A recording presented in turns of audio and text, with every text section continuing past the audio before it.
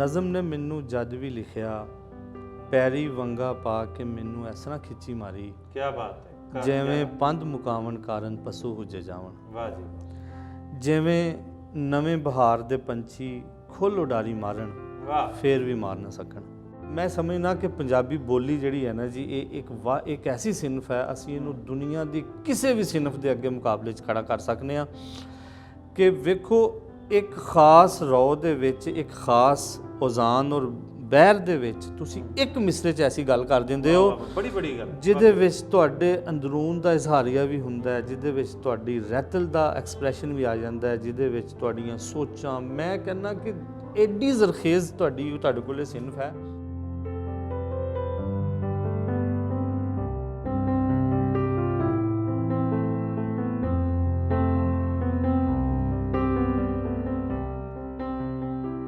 सत श्री अकाल, नमस्ते, अस्सलाम वालेकुम। ਤੁਸੀਂ ਵੇਖ ਰਹੇ ਹੋ ਇੰਡੋਜ਼ ਟੀਵੀ ਆਸਟ੍ਰੇਲੀਆ ਤੇ ਮੈਂ ਤੁਹਾਡਾ ਮਜਮਾਨ ਵਾਰਿਸ ਅਲੀ ਵਾਰਿਸ। ਪ੍ਰੋਗਰਾਮ ਅਦਬੀ ਰੰਗ ਵਿੱਚ ਜੀ ਆਇਆਂ। ਨਿੱਘਾ ਸਵਾਗਤ ਹੈ ਜੀ ਤੁਹਾਡਾ। ਸੱਚੇ ਸਾਈਂ ਦੀ ਮਿਹਰ ਹੋਵੇ ਜੀ ਤੁਹਾਡੇ ਸਾਰਿਆਂ ਤੇ। ਮੇਰਾ ਇਹ ਪ੍ਰੋਗਰਾਮ ਹਰ 8 ਦਿਨ ਬਾਅਦ ਇੰਡੋਜ਼ ਟੀਵੀ ਤੋਂ ਨਸ਼ਰ ਹੁੰਦਾ ਹੈ।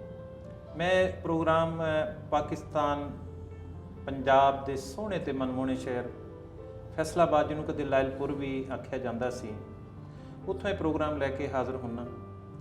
कई बारी ये मुशायरे यानी कुछ शोरा नूं मैं इकट्ठा करदा ते उन्हां दियां सोहणियां सोहणियां नज़मां गज़लां ते उन्हां दी शायरी तुहानूं सुणवाना। ते कदे कदे कोई अजिही शख्सियत मेरे प्रोग्राम का हिस्सा हुंदी आ जिन्हें शायरी के मैदान दे विच, नसर के मैदान दे विच या किसी होर अदबी मैदान दे विच कोई खास काम कीता हुंदा है। ते अज जिहड़ी शख्सियत मेरे प्रोग्राम का हिस्सा है, मैं यानी बड़े फखर दे नाल ते बड़े माण दे नाल कहना कि इंशाअल्लाह इन्हां नूं सुन के, इन्हां दीयां गल्लां सुन के तुसीं जरूर स्वाद माणोगे। प्रोफैसर वकास अहमद विर्क उस्ताद ने, उस्ताद ते अंग्रेज़ी दे ने, लेकिन इन्हां दा जिहड़ा प्यार है वो पंजाबी दे नाल बहुत ही डूंगा है।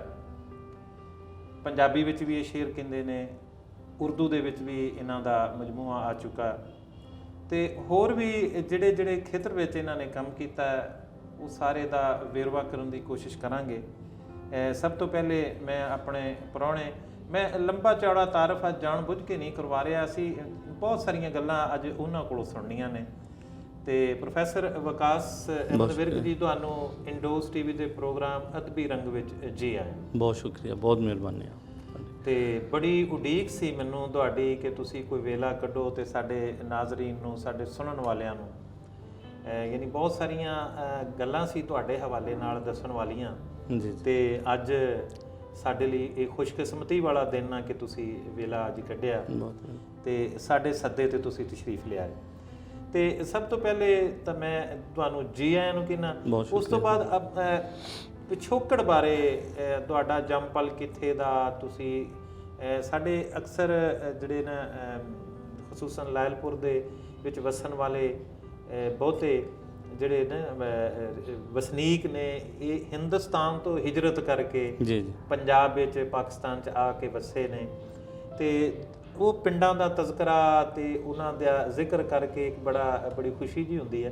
ਤੇ ਤੁਹਾਡੇ ਬਾਰੇ ਵੀ ਮੈਂ ਜਾਣਨਾ ਚਾਹਨਾ ਕਿ ਸਾਡੇ ਨਾਜ਼ਰੀਨ ਨੂੰ ਦੱਸੋ ਕਿ ਤੁਹਾਡਾ ਪਿਛੋਕੜ ਕਿੱਥੋਂ ਦਾ ਹੈ। ਸਭ ਤੋਂ ਪਹਿਲੇ ਤੇ ਵਾਰਿਸ ਅਲੀ ਵਾਰਿਸ ਸਾਹਿਬ, ਬਹੁਤ ਸ਼ੁਕਰੀਆ ਤੁਹਾਡਾ, ਤੁਸੀਂ ਮੈਨੂੰ ਆਪਣੇ ਪ੍ਰੋਗਰਾਮ ਦੇ ਵਿੱਚ ਬੁਲਾਇਆ, ਔਰ ਬਹੁਤ ਜ਼ਿਆਦਾ ਸ਼ੁਕਰੀਆ ਇੰਡੋਜ਼ ਟੀਵੀ ਦਾ ਵੀ ਕਿ ਤੁਸੀਂ ਮਤਲਬ ਹੈ ਕਿ ਮੈਨੂੰ ਮੌਕਾ ਦਿੱਤਾ, ਮੇਰੇ ਹਵਾਲੇ ਨਾਲ ਮੇਰੇ ਬਾਰੇ 'ਚ ਤੁਸੀਂ ਇੱਕ ਪ੍ਰੋਗਰਾਮ ਰੱਖਿਆ, ਮੇਰੇ ਕੰਮ ਦੇ ਬਾਰੇ 'ਚ ਤੁਸੀਂ ਪ੍ਰੋਗਰਾਮ ਰੱਖਿਆ। ਇਸ ਹਵਾਲੇ ਨਾਲ ਮੈਨੂੰ ਬਹੁਤ ਜ਼ਿਆਦਾ ਖੁਸ਼ੀ ਹੈ। ਬਹੁਤ ਜ਼ਿਆਦਾ ਸ਼ੁਕਰੀਆ ਤੁਹਾਡਾ ਤੇ ਤੁਹਾਡੇ ਟੀਵੀ ਦਾ ਵੀ। ਤੇ ਤੁਸੀਂ ਜਿਸ ਤਰ੍ਹਾਂ ਪੁੱਛਿਆ ਕਿ ਪਿਛੋਕੜ ਦੇ ਹਵਾਲੇ ਨਾਲ, ਮੈਂ ਗੁਜ਼ਾਰਿਸ਼ ਕਰ ਦਿੰਦਾ ਕਿ ਸਾਡੇ ਵਡਕੇ ਜਿਹੜੇ ਸੀ ਉਹ ਜ਼ਿਲ੍ਹਾ ਗੁਰਦਾਸਪੁਰ ਪਠਾਨਕੋਟ ਚੋਂ 1947 ਤੋਂ ਪਹਿਲੇ ਹੀ ਜਿਹੜਾ ਨਾ ਉਹ ਹਿਜਰਤ ਕਰਕੇ ਤੇ ਇਸ ਪਾਸੇ ਆ ਗਏ। ਔਰ ਸਾਡੇ ਪਿੰਡ ਜ਼ਾਹਰ ਤੁਹਾਨੂੰ ਪਤਾ ਹੀ ਹੈ, ਵਿਰਕ ਜੱਟਾਂ ਦੇ ਜਿਹੜੇ ਹੈਗੇ ਨੇ, ਸ਼ੇਖੂਪੁਰਾ ਜ਼ਿਲ੍ਹਾ ਸ਼ੇਖੂਪੁਰਾ ਦੇ ਵਿੱਚ ਕੋਟਲਾ ਵਿਰਕਾ, ਨਸ਼ਹਿਰਾ ਵਿਰਕਾ, ਸਾਡੀ ਜਿਹੜੀ ਸਾਰੀ ਬਰਾਦਰੀ ਹੈ ਨਾ ਉਹ ਉਸ ਏਰੀਏ ਦੇ ਵਿੱਚ ਜਿਹੜੀ ਨਾ ਉਹ ਆ ਕੇ ਵਸ ਪਈ।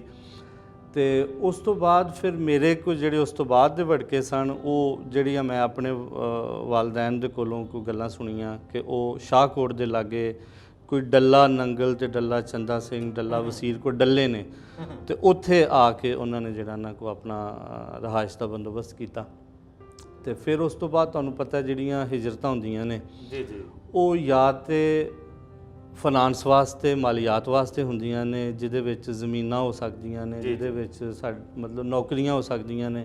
ਜੀ ਜੀ, ਇਨਸਾਨ ਫਿਰ ਨੌਕਰੀਆਂ ਪਾਰੂ ਜੇ ਫੈਸਲਾਬਾਦ ਨੌਕਰੀ ਮਿਲ ਗਈ ਤੇ ਫੈਸਲਾਬਾਦ ਸ਼ਿਫਟ ਹੋ ਗਏ। ਜਿਵੇਂ ਜਿਵੇਂ ਫਿਰ ਜਿੱਧਰ ਨੂੰ ਜਿਹਦਾ ਮੂੰਹ ਆਇਆ, ਜਿਵੇਂ ਜਿਵੇਂ ਉਹਨੂੰ ਜਿੱਥੇ ਨੌਕਰੀ ਮਿਲ ਗਈ ਉੱਥੇ ਆ ਗਏ। ਤੇ ਮੇਰੇ ਵਾਲ ਸਾਹਿਬ ਜਿਹੜੇ ਸਨ ਉਹ ਪਹਿਲੇ ਤੇ ਉਹਨਾਂ ਨੇ ਜਿਹੜਾ ਨਾ ਉਹ ਪਾਕਿਸਤਾਨ ਆਰਮੀ ਜੁਆਇਨ ਕੀਤੀ ਜੀ। ਤੇ ਮਤਲਬ ਇਹ ਵੀ ਇੱਕ ਤੁਹਾਡੇ ਵਾਸਤੇ ਇੱਕ ਬੜੀ ਇੱਕ ਹੈਰਾਨਕੁਨ ਗੱਲ ਹੋਏਗੀ ਕਿ ਮੈਂ ਇੱਕ ਫੌਜੀ ਫੈਮਿਲੀ ਨਾਲ ਮੇਰਾ ਤਲਕ ਹੈ। ਅੱਛਾ ਅੱਛਾ, ਤੇ ਵਾਲ ਸਾਹਿਬ ਨੇ ਤਕਰੀਬਨ ਕੋਈ 4-5 ਸਾਲ ਜਿਹੜਾ ਨਾ ਉਹ ਫੌਜ ਸਰਵ ਕੀਤਾ। ਫਿਰ ਕੁਝ ਮਖਸੂਸ ਹਾਲਾਤ ਦੇ ਤਹਿਤ ਉਹਨਾਂ ਨੇ ਫੌਜ ਛੱਡੀ ਤੇ ਉਹਨਾਂ ਨੇ ਬੈਂਕਿੰਗ ਜੁਆਇਨ ਕਰ ਲਈ। ਅੱਛਾ, ਤੇ ਯੂਨਾਈਟਿਡ ਬੈਂਕ ਦੇ ਵਿੱਚ ਉਹ ਮਤਲਬ ਹੈ ਕਿ ਐਜ਼ ਏ ਸੈਕੰਡ ਅਫਸਰ ਭਰਤੀ ਹੋਏ। ਉਸ ਜ਼ਮਾਨੇ ਦੇ ਪੜ੍ਹੇ ਲਿਖੇ ਸਨ, ਅਕਾਊਂਟਸ ਦੇ ਹਵਾਲੇ ਨਾਲ ਔਰ ਕਾਮਰਸ ਦੀ ਤਾਲੀਮ ਸੀ ਉਹਨਾਂ ਦੀ। ਤੇ ਉਹ ਅਲਹਮਦੁਲਿਲਾ ਤਰੱਕੀ ਕਰਦੇ ਕਰਦੇ ਫਿਰ 1994 ਦੇ ਵਿੱਚ ਉਹ ਯੂਨਾਈਟਿਡ ਬੈਂਕ ਦੇ ਵਿੱਚੋਂ ਅਸਿਸਟੈਂਟ ਵਾਈਸ ਪ੍ਰੈਜ਼ੀਡੈਂਟ ਰਿਟਾਇਰ ਹੋਏ। ਤੇ ਬਹਰਹਾਲ ਅੱਲਾਹ ਤਾਲਾ ਨੇ ਹਮੇਸ਼ਾ ਹੀ ਮਾਲੀ ਤੌਰ ਤੇ ਵੀ, ਇੱਜ਼ਤ ਦੇ ਹਵਾਲੇ ਨਾਲ ਵੀ ਬਹੁਤ ਜ਼ਿਆਦਾ ਕਰਮ ਤੇ ਫਜ਼ਲ ਸਾਡੇ ਤੇ ਰੱਖਿਆ ਕਿ ਮਹਦੂਦ ਜੀਆਂ ਜਿਹੜੀਆਂ ਜ਼ਰੂਰਤਾਂ ਸਨ ਉਹ ਬੜੀਆਂ ਅੱਛੇ ਤਰੀਕੇ ਨਾਲ ਪੂਰੀਆਂ ਹੁੰਦੀਆਂ ਰਹੀਆਂ ਸਾਡੀਆਂ। ਤੇ ਉਸੇ ਹੀ ਸਿਲਸਿਲੇ ਦੇ ਵਿੱਚ ਅਸੀਂ ਫਿਰ ਫੈਸਲਾਬਾਦ ਜਿਹੜਾ ਨਾ, ਜਿਹਨੂੰ ਮੌਜੂਦਾ ਫੈਸਲਾਬਾਦ ਹੈ, ਪਹਿਲੇ ਲਾਇਲਪੁਰ ਇਹਨੂੰ ਕਿਹਾ ਜਾਂਦਾ ਸੀ, ਇੱਥੇ ਫਿਰ ਅਸੀਂ ਆ ਕੇ ਐਡਜਸਟ ਹੋ ਗਏ। ਤੇ ਫਿਰ ਉਸ ਤੋਂ ਬਾਅਦ ਇੱਥੇ ਹੀ ਰਹਿਣਾ ਸ਼ੁਰੂ ਕਰਤਾ ਤੇ ਇੱਥੇ ਹੀ ਸਾਰੀ ਤਾਲੀਮ ਦਾ ਨਿਜ਼ਾਮ ਹੋ ਗਿਆ। ਮੈਂ ਵਾਰਿਸ ਅਲੀ ਵਾਰਿਸ ਸਾਹਿਬ 2001 ਦੇ ਵਿੱਚ ਜਿਹੜਾ ਨਾ, ਅੱਜ ਤੋਂ ਕੋਈ ਤਕਰੀਬਨ ਕਮੋ ਬੇਸ਼ 20-21 ਵਰੇ ਪਹਿਲੇ ਮੈਂ MA ਅੰਗਰੇਜ਼ੀ ਅਦਬ ਦੇ ਵਿੱਚ ਜਿਹੜਾ ਨਾ ਉਹ ਮੁਕੰਮਲ ਆਪਣਾ ਕੀਤਾ। ਤੇ ਉਸ ਤੋਂ ਬਾਅਦ ਅਦਾਰਿਆਂ ਦੇ ਵਿੱਚ ਕੋਈ ਦਰਸੋ ਤਦਰੀਸ ਦਾ ਸਿਲਸਿਲਾ ਸ਼ੁਰੂ ਕਰਤਾ। ਫਿਰ ਅੱਲਾਹ ਤਾਲਾ ਨੇ ਮਜ਼ੀਦ ਕੋਈ ਜਿਹੜਾ ਨਾ ਉਹ ਸ਼ੌਕ ਸੀ ਪੜ੍ਹਨ ਦਾ, ਬਿਲਖਸੂਸ ਜ਼ੁਬਾਨਾਂ ਪੜ੍ਹਨ ਦਾ ਸ਼ੌਕ ਸੀ। ਤੇ ਮੈਂ ਫਿਰ ਉਰਦੂ ਜ਼ੁਬਾਨ ਨੂੰ ਵੀ ਅੰਗਰੇਜ਼ੀ ਜ਼ੁਬਾਨ ਤਰ੍ਹਾਂ ਐਜ਼ ਏ ਸਬਜੈਕਟ ਪੜ੍ਹਿਆ। ਅੱਛਾ ਅੱਛਾ, ਵਾਹ। ਤੇ ਪੰਜਾਬੀ ਜ਼ੁਬਾਨ ਨੂੰ ਮੈਂ ਸਮਝਦਾ ਕਿ ਮੇਰੀ ਇਸ ਹਵਾਲੇ ਨਾਲ ਬਦਕਿਸਮਤੀ ਰਹੀ ਕਿ ਮੈਂ ਪੰਜਾਬੀ ਜ਼ੁਬਾਨ ਨੂੰ ਐਜ਼ ਏ ਸਬਜੈਕਟ ਨਹੀਂ ਪੜ੍ਹ ਸਕਿਆ। ਲੇਕਿਨ ਅਲਹਮਦੁਲਿਲਾ ਵੈਸੇ ਇਹਦਾ ਜ਼ੁਬਾਨੋ ਅਦਬ ਔਰ ਤਹਿਕੀਕ ਔਰ ਜੋ ਵੀ ਮਾਮਲੇ ਹੋ ਸਕਦੇ ਸੀ ਮੈਕਸੀਮਮ ਮੈਂ ਇਹਨੂੰ ਵੀ ਆਪਣਾ ਹੀ ਸਮਝਿਆ ਔਰ ਇਹਦੇ ਨਾਲ ਵੀ ਭਰਪੂਰ ਜਿਹੜਾ ਨਾ ਉਹ ਇੱਕ ਕਹਿ ਲਓ ਕਿ ਲਿਵ ਕੀਤਾ ਮੈਂ ਪੰਜਾਬੀ ਜ਼ੁਬਾਨ ਦੇ ਵਿੱਚ ਵੀ, ਪੰਜਾਬੀ ਅਦਬ ਦੇ ਵਿੱਚ ਵੀ। ਤੇ ਅਲਹਮਦੁਲਿਲਾ ਅੱਲਾਹ ਤਾਲਾ ਨੇ ਬੜੀ ਇੱਜ਼ਤ ਦਿੱਤੀ। ਔਰ ਯਕੀਨ ਕਰੋ ਕਿ ਮੈਂ ਕਦੀ ਕਦੀ ਹੁਣ ਇਸ ਆਪਣੀ ਉਮਰ ਦੇ ਵਿੱਚ ਆ ਕੇ ਸੋਚਣਾ ਕਿ ਜ਼ੁਬਾਨ ਜਿਹੜੀ ਹੈ ਨਾ ਵਾਰਿਸ ਸਾਹਿਬ, ਉਹ ਇਨਸਾਨਾਂ ਨੂੰ ਜੋੜਦੀ ਆ। ਸਹੀ। ਅਕਸਰ ਔਕਾਤ ਤੁਸੀਂ ਸੁਣਿਆ ਹੋਣਾ, ਲੋਕ ਕਹਿੰਦੇ ਨੇ ਕਿ ਲੋਕਾਂ ਨੂੰ ਧਰਮ ਜੋੜਦਾ। ਤੁਸੀਂ ਯਕੀਨ ਕਰੋ ਮੈਂ ਇਸ ਗੱਲ ਦਾ ਸਖਤ ਐਡਵੋਕੇਟ ਹਾਂ, ਮੈਂ ਬੜਾ ਵੱਡਾ ਹਾਮੀ ਹਾਂ ਕਿ ਜੇ ਮਜ਼ਹਬ ਜੋੜਦਾ ਹੁੰਦਾ ਨਾ ਤੇ ਫਿਰ ਆ ਜਿਹੜੀਆਂ ਈਰਾਨ ਔਰ ਅਫਗਾਨਿਸਤਾਨ ਔਰ ਜਿਹੜੇ ਸਾਡੇ ਦੋ ਹਮਸਾਏ ਇਸਲਾਮੀ ਮੁਲਕ ਨੇ, ਇਹਨਾਂ ਦੇ ਦਰਮਿਆਨ ਸਰਹੱਦਾਂ ਦੀ ਲੋੜ ਨਹੀਂ ਸੀ ਹੈ। ਬਿਲਕੁਲ। ਸਿਰਫ ਔਰ ਵੇਖੋ ਇਸ ਪਾਸੇ ਸਾਡੇ ਇੰਡੀਅਨ ਪੰਜਾਬ ਦੇ ਵਿੱਚ ਬੇਸ਼ੱਕ ਇੱਕ ਲਕੀਰ ਵਗ ਗਈ ਹੋਈ ਹੈ, ਲੇਕਿਨ ਯਕੀਨ ਕਰੋ ਕਿ ਅੱਜ ਵੀ ਸਾਡਾ ਦਿਲ ਗੁਰਦਾਸਪੁਰ ਪਠਾਨਕੋਟ ਧੜਕਦਾ, ਮੇਰਾ ਵੀ ਤੇ ਮੇਰੇ ਵੱਡਿਆਂ ਦਾ ਵੀ। ਵਾਹ ਵਾਹ। ਔਰ ਸਿਰਫ ਇਸ ਵਾਸਤੇ ਕਿ ਉੱਥੇ ਸਾਡੀ ਜ਼ੁਬਾਨ ਨੂੰ ਬੋਲਣ ਵਾਲੇ ਲੋਕ ਮੌਜੂਦ ਨੇ, ਭਾਵੇਂ ਉਹਨਾਂ ਦਾ ਮਜ਼ਹਬ ਜਿਹੜਾ ਨਾ ਉਹ ਇਸਲਾਮ ਨਹੀਂ। ਔਰ ਮੇਰਾ ਜਿਸ ਤੱਕ ਮੈਨੂੰ ਇਸ ਕਿਸਮ ਦੀ ਵਾਸ਼ਨਾ ਜਾਂ ਖੁਸ਼ਬੂ ਆਉਂਦੀ ਆ ਕਿ ਅਸੀਂ ਮਜ਼ਹਬੀ ਤੌਰ ਤੇ ਮੁਸਲਮਾਨ ਹੋ ਗਏ ਹਾਂ, ਲੇਕਿਨ ਸਾਡੇ ਦਿਲ ਹਲੇ ਵੀ ਉਹਨਾਂ ਨਾਲ ਜੁੜੇ ਹੋਏ ਨੇ ਔਰ ਉਹਨਾਂ ਦੇ ਦਿਲ ਹਲੇ ਵੀ ਸਾਡੇ ਨਾਲ ਜੁੜੇ ਹੋਏ ਨੇ। ਅੱਛਾ, ਬਹੁਤ ਘੱਟ ਦੋਸਤ ਐਸੇ ਮਿਲਦੇ ਆ ਕਿ ਯਾਨੀ ਉਹ ਸਬਜੈਕਟ ਹੋਰ ਪੜ੍ਹਾ ਰਹੇ ਹੁੰਦੇ ਆ, ਲੇਕਿਨ ਉਹਨਾਂ ਦੀ ਮੁਹੱਬਤ ਪੰਜਾਬੀ ਦੇ ਨਾਲ ਬਹੁਤ ਹੁੰਦੀ ਆ। ਇੱਕ ਦੋ ਦੋਸਤ ਹੋਰਾਂ ਨੂੰ ਮੈਂ ਉਹਨਾਂ ਦੇ ਇੰਟਰਵਿਊ ਕੀਤੇ, ਉਹਨਾਂ ਨਾਲ ਗੱਲਬਾਤ ਕੀਤੀ ਤੇ ਉਹਨਾਂ ਦੇ ਅੰਦਰ ਵੀ ਪੰਜਾਬੀ ਦੀ ਮੁਹੱਬਤ ਜ਼ਿਆਦਾ ਝਲਕਦੀ ਸੀ। ਜੀ ਜੀ ਹਾਲਾਂਕਿ ਉਹ ਰੋਜ਼ੀ ਰੋਟੀ ਉਹਨਾਂ ਦੀ ਉਹ ਸਬਜੈਕਟ ਦੇ ਨਾਲ ਚੱਲ ਰਹੀ, ਜਿਵੇਂ ਕਿ ਤੁਸੀਂ ਅੰਗਰੇਜ਼ੀ ਪੜ੍ਹਾ ਰਹੇ ਹੋ, ਜੀ ਜੀ ਲੇਕਿਨ ਤੁਹਾਡੇ ਅੰਦਰ ਮੈਂ ਮਹਿਸੂਸ ਕੀਤਾ ਜਿੰਨਾ ਮੈਂ ਪੜ੍ਹਿਆ, ਤੁਸੀਂ ਮੁਖਤਲਿਫ ਰਸਾਇਲ ਜਿਹੜੇ ਕੱਢ ਰਹੇ ਹੋ, ਤੁਸੀਂ ਐਡੀਟਰ ਹੋ। ਜੀ ਜੀ ਤੁਹਾਡਾ ਇੱਕ ਬੜਾ ਮਾਰੂਫ ਰਸਾਲਾ ਪੰਜਾਬੀ ਕਾ, ਜੀ ਜੀ ਬਿਲਕੁਲ ਮੈਂ ਸਮਝਦਾ ਕਿ ਤੁਹਾਡਾ ਮੇਰਾ ਉਹ ਸ਼ਾਇਦ ਉਹ ਪਹਿਲਾ ਤਾਰੁਫ ਸੀ। ਬਿਲਕੁਲ ਇਸ ਤਰ੍ਹਾਂ ਪੰਜਾਬੀ ਕਾ ਕਾਫੀ ਅਰਸੇ ਤੋਂ ਨਿਕਲ ਰਿਹਾ, ਬਹੁਤ ਸਾਰੇ ਸ਼ਮਾਰੇ ਆ ਗਏ, ਹੋਰ ਵੀ ਤੁਸੀਂ ਕਾਫੀ ਕੋਸ਼ਿਸ਼ਾਂ ਕੀਤੀਆਂ। ਜੀ ਤੇ ਇਹ ਮੇਰਾ ਗੁਮਾਨ ਇਹ ਠੀਕ ਆ ਕਿ ਇੰਗਲਿਸ਼ ਤੋਂ ਜ਼ਿਆਦਾ ਤੁਹਾਡੀ ਪੰਜਾਬੀ ਨਾਲ ਮੁਹੱਬਤ ਹੈ। ਵਾਰਿਸ ਸਾਹਿਬ ਬਿਲਕੁਲ ਤੁਸੀਂ ਸਹੀ ਮੈਂ ਸਮਝਦਾ ਕਿ ਡਾਇਗਨੋਸ ਕੀਤਾ ਇਸ ਹਵਾਲੇ ਨਾਲ ਕਿ ਵੇਖੋ ਮੈਂ ਤਖਲੀਕ ਦੇ ਇਤਬਾਰ ਨਾਲ ਜੇ ਗੱਲ ਕਰਾਂ, ਮੈਂ ਅੰਗਰੇਜ਼ੀ ਨਾਵਲ ਲਿਖਣ ਦੀ ਕੋਸ਼ਿਸ਼ ਕੀਤੀ। ਮੈਂ ਇੱਕ ਸਿੱਕਾਬੰਦ ਉਰਦੂ ਸ਼ਾਇਰ ਵੀ ਆਪਣੇ ਆਪ ਨੂੰ ਸਮਝਣਾ, ਲੇਕਿਨ ਤੁਸੀਂ ਯਕੀਨ ਕਰੋ ਕਿ ਜਿਹੜੀ ਸਹੂਲਤ ਦੇ ਨਾਲ ਮੈਂ ਪੰਜਾਬੀ ਜ਼ੁਬਾਨ ਦੇ ਵਿੱਚ ਆਪਣਾ ਇਜ਼ਹਾਰੀਆ ਲੈ ਕੇ ਆ ਜਾਂਦਾ, ਵਾਹ ਵਾਹ ਵਾਹ, ਜਿੰਨੀ ਸਹੂਲਤ ਦੇ ਨਾਲ ਮੈਂ ਪੰਜਾਬੀ ਅੱਖਰਾਂ ਨੂੰ ਇੱਕ ਖਾਸ ਸ਼ੇਡਸ ਦੇ ਤਹਿਤ ਵਰਤਣਾ, ਉਨੀ ਸਹੂਲਤ ਮੈਂ ਕਦੀ ਵੀ ਉਰਦੂ ਔਰ ਅੰਗਰੇਜ਼ੀ ਦੇ ਵਿੱਚ ਮਹਿਸੂਸ ਨਹੀਂ ਕਰਦਾ। ਇੱਕ ਖਾਸ ਕਿਸਮ ਦੀ ਜਿਹੜੀ ਹੈ ਨਾ, ਜਿਹਨੂੰ ਅਸੀਂ ਫਲੂਐਂਸੀ ਕਹਿੰਦੇ ਆ, ਇੱਕ ਖਾਸ ਕਿਸਮ ਦਾ ਇੱਕ ਫਲੋ ਮੈਂ ਮਹਿਸੂਸ ਕਰਨਾ ਪੰਜਾਬੀ ਜ਼ੁਬਾਨ ਦੇ ਨਾਲ। ਔਰ ਵਾਰਿਸ ਸਾਹਿਬ ਕਿਉਂ ਨਾ ਕਰਾਂ ਉਹ ਇਸ ਵਾਸਤੇ ਕਿ ਮੈਂ ਮਤਲਬ ਪੁੱਤਰ ਹੀ ਇਸ ਧਰਤੀ ਦਾ, ਵਾਹ ਵਾਹ, ਮੇਰਾ ਜਿਹੜਾ ਹੈ ਖਮੀਰ ਹੀ ਇੱਥੋਂ ਉੱਠਿਆ, ਇਸ ਧਰਤੀ ਤੋਂ ਉੱਠਿਆ। ਮੈਂ ਜਦੋਂ ਆਪਣੇ ਸ਼ੌਰ ਤੋਂ ਵੀ ਪਹਿਲੇ ਜਦੋਂ ਅੱਖ ਖੋਲੀ ਹੋਏਗੀ ਤੇ ਯਕੀਨੀ ਤੌਰ ਤੇ ਮੇਰੀ ਮਾਂ ਨੇ ਮੈਨੂੰ ਇਹੀ ਲੋਰੀ ਸੁਣਾਈ ਹੋਏਗੀ, ਅੱਲੜ ਬੱਲੜ ਬਾਵੇ ਦਾ। ਵਾਹ ਵਾਹ ਵਾਹ, ਮੈਨੂੰ ਟਵਿੰਕਲ ਟਵਿੰਕਲ ਲਿਟਲ ਸਟਾਰ ਕਿਸੇ ਨੇ ਨਹੀਂ ਸੁਣਾਇਆ ਹੋਣਾ, ਮੈਨੂੰ ਅੱਲੜ ਬੱਲੜ ਬਾਵੇ ਦਾ ਹੀ ਲੋਕਾਂ ਨੇ ਮਤਲਬ ਮੇਰੀ ਮਾਂ ਨੇ ਜਾਂ ਜਿਨ੍ਹਾਂ ਨੇ ਮੈਨੂੰ ਖਿਡਾਇਆ ਬਚਪਨ 'ਚ, ਜਾਂ ਉਹਨਾਂ ਨੇ ਮੈਨੂੰ ਉਹ ਲੋਰੀਆਂ ਦਿੱਤੀਆਂ, ਉਹਨਾਂ ਨੇ ਮੈਨੂੰ ਉਹ ਲੋਕ ਕਹਾਣੀਆਂ ਸੁਣਾਈਆਂ ਚਿੜੀ ਤੇ ਕਾਂ ਦੀਆਂ, ਉਹਨਾਂ ਨੇ ਮੈਨੂੰ ਕੁੱਕੜ ਦੀਆਂ ਕਹਾਣੀਆਂ ਸੁਣਾਈਆਂ। ਮੈਂ ਉਸ ਰਹਿਤਲ ਨੂੰ, ਉਸ ਚੀਜ਼ ਨੂੰ ਆਪਣੇ ਅੰਦਰ, ਮਤਲਬ ਮੈਂ ਸਮਝਦਾ ਕਿ ਮੇਰਾ ਤੇ ਜਿਹੜਾ ਖਮੀਰ ਹੈ ਉਹ ਪੰਜਾਬ ਦੀ ਮਿੱਟੀ 'ਚੋਂ ਉੱਠਿਆ।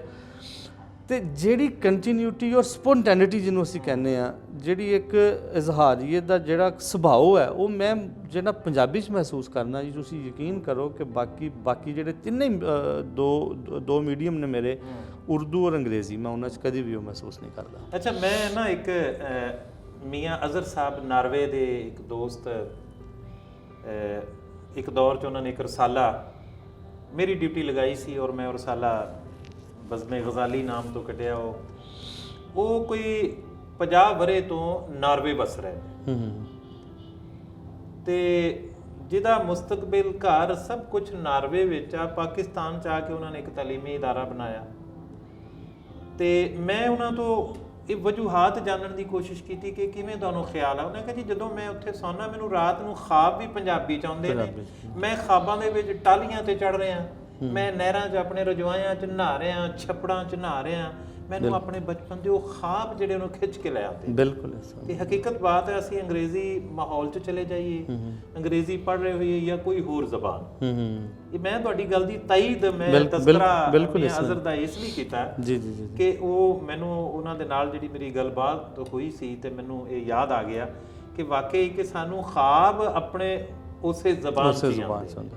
ਬਹੁਤ ਖੂਬਸੂਰਤ। ਮੈਂ ਜਾਣਨਾ ਚਾਹਾਂਗਾ ਕਿ ਪੰਜਾਬੀ ਦੇ ਵਿੱਚ ਤੁਹਾਡਾ ਕੰਮ, ਅਦਬੀ ਕੰਮ ਕਿੰਨਾ ਕਿ? ਜੀ ਜੀ ਵਾਰਿਸ ਸਾਹਿਬ, ਮੈਂ ਬਾਕੀ ਜ਼ਬਾਨਾਂ ਦੇ ਬਾਰੇ ਵੀ ਜਾਣਾਂਗਾ, ਦੀਗਰ ਵੀ ਤੁਸੀਂ ਕੰਮ ਬਹੁਤ ਸਾਰਾ ਕੀਤਾ, ਲੇਕਿਨ ਪਹਿਲੇ ਤੁਸੀਂ ਪੰਜਾਬੀ ਤੋਂ ਆਗਾਜ਼ ਕਰੋ। ਜੀ ਜੀ ਬਹੁਤ ਸ਼ੁਕਰੀਆ ਵਾਰਿਸ ਸਾਹਿਬ। ਇਸ ਤਰ੍ਹਾਂ ਜੇ ਕਿ ਮੈਂ ਨਾ ਜੀ ਸਭ ਤੋਂ ਪਹਿਲੇ ਤੇ ਇਹ ਗੁਜ਼ਾਰਿਸ਼ ਕਰਾਂ ਕਿ ਮੈਂ ਆਪਣੇ ਹਮੇਸ਼ਾ ਹੀ ਨਾ ਦੋ ਮੈਦਾਨ ਸਮਝਣਾ। ਜੀ ਜੀ। ਔਰ ਮੈਂ ਬਾਕੀ ਦੋਸਤਾਂ ਨੂੰ ਵੀ, ਜਿਹੜੇ ਵੀ ਕਿਸੇ ਵੀ ਜ਼ੁਬਾਨ ਦੇ ਵਿੱਚ ਔਰ ਬਿਲਖਸੂਸ ਪੰਜਾਬੀ ਦੇ ਇਤਬਾਰ ਨਾਲ ਜਿਹੜੇ ਦੋਸਤ ਕੰਮ ਕਰਨਾ ਚਾਹੁੰਦੇ ਨੇ ਔਰ ਕੰਮ ਕਰ ਰਹੇ ਨੇ, ਮੈਂ ਸਮਝਦਾ ਕਿ ਸਾਨੂੰ ਦੋ ਖੇਤਰਾਂ ਦੇ ਵਿੱਚ ਕੰਮ ਕਰਨ ਦੀ ਬਹੁਤ ਲੋੜ ਹੈ। ਸਾਨੂੰ ਤਹਿਕੀਕ ਦੇ ਵਿੱਚ ਅਸੀਂ ਸਿਰਫ ਤਖਲੀਕ ਤੇ ਜ਼ੋਰ ਦਿੱਤਾ ਹੋਇਆ, ਸਾਨੂੰ ਤਹਿਕੀਕ ਔਰ ਉਸ ਰਹਿਤਲ ਔਰ ਉਸ ਵਸੇਬ ਨੂੰ ਸਾਂਭਣ ਦਾ ਕੰਮ ਵੀ ਕਰਨਾ ਚਾਹੀਦਾ। ਬਹੁਤ ਹੀ ਵਿਕਾਸ ਭਾਈ, ਤੁਸੀਂ ਬਹੁਤ ਅਹਿਮ ਨੁਕਤਾ ਉਠਾਇਆ, ਯਕੀਨ ਕਰੋ।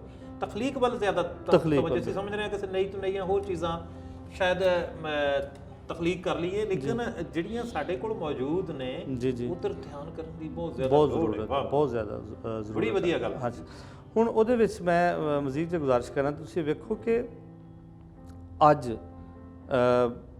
ਕਿਸੇ ਵੀ ਯੂਰਪੀਅਨ ਮੁਸੰਨਫ ਜਾਂ ਉਹਦੀ ਤਹਿਕੀਕ ਨੂੰ ਸਾਡੇ ਪੰਜਾਬੀ ਤਖਲੀਕਕਾਰ ਨੇ ਪੜ੍ਹਨਾ ਨਾ, ਤੁਸੀਂ ਯਕੀਨ ਕਰੋ ਉਹਦੇ ਕੋਲ ਕੋਈ ਮੀਡੀਅਮ ਨਹੀਂ, ਉਹਦੇ ਕੋਲ ਕੋਈ ਵਸ ਨਹੀਂ ਚੱਲਦਾ ਉਹਦਾ, ਕਿਉਂਕਿ ਟਰਾਂਸਲੇਸ਼ਨਸ ਹੀ ਨਹੀਂ ਹੋਈਆਂ ਪੰਜਾਬੀ ਦੇ ਵਿੱਚ। ਤੁਸੀਂ ਵੇਖੋ ਕਿ ਐਡਵਰਡ ਸਈਦ ਉਹਨੇ ਪੋਸਟ ਕਲੋਨੀਅਲ ਪਰਸਪੈਕਟਿਵ ਤੇ ਕਿੱਡਾ ਕੰਮ ਕੀਤਾ। ਉਹਨੇ ਮਤਲਬ ਹੈ ਕਿ ਕਲਚਰ ਐਂਡ ਇੰਪੀਰੀਅਲਿਜ਼ਮ ਵਰਗੀ ਕਿਤਾਬ ਲਿਖਤੀ, ਉਹਦੀ ਤੁਹਾਨੂੰ ਦੁਨੀਆ ਦੀ ਹਰ ਜ਼ੁਬਾਨ ਦੇ ਵਿੱਚ ਟਰਾਂਸਲੇਸ਼ਨ ਮਿਲੇਗੀ। ਆ ਹੁਣ ਮੈਂ ਸੁਣ ਰਿਹਾ ਕਿ ਕੋਈ ਦੋਸਤ ਚੰਦ ਉਹਨਾਂ ਨੇ ਕੀਤਾ ਔਰ ਕੁਝ ਲੱਗੇ ਹੋਏ ਨੇ, ਲੇਕਿਨ ਸਾਨੂੰ ਇਹਨਾਂ ਕਿਤਾਬਾਂ ਦੀ ਪੰਜਾਬੀ 'ਚ ਟਰਾਂਸਲੇਸ਼ਨ ਹੀ ਨਹੀਂ ਮਿਲਦੀ। ਸਾਨੂੰ ਪੂਰੀ ਦੁਨੀਆ ਦੇ ਵਿੱਚ ਜਿੱਥੇ ਜਿੱਥੇ ਵੀ ਜ਼ਰਖੇਜ਼ ਅਦਬ ਹੈਗਾ, ਜਿੱਥੇ ਜਿੱਥੇ ਵੀ ਕੋਈ ਤਹਿਕੀਕ ਹੋਈ ਹੈ, ਉਹ ਬਿਲਕੁਲ ਜਿਹੜਾ ਨਾ ਉਹਨੂੰ ਅਸੀਂ ਪੰਜਾਬੀ ਨਾਲ ਜੋੜਨ ਦੇ ਵਿੱਚ ਸਖਤ ਨਾਕਾਮ ਰਹੇ ਹਾਂ। ਸਾਡਾ ਸਭ ਤੋਂ ਵੱਡਾ ਮਸਲਾ ਇਹ ਹੈ। ਦੂਸਰਾ ਮਸਲਾ ਇਹ ਹੈ ਕਿ ਜੋ ਕੁਝ ਸਾਡੇ ਕੋਲ ਹੈ ਅਸੀਂ ਉਹਨੂੰ ਸਾਂਭਣ 'ਚ ਵੀ ਥੋੜ੍ਹਾ ਜਿਹਾ ਨਾਕਾਮ ਰਹੇ ਹਾਂ।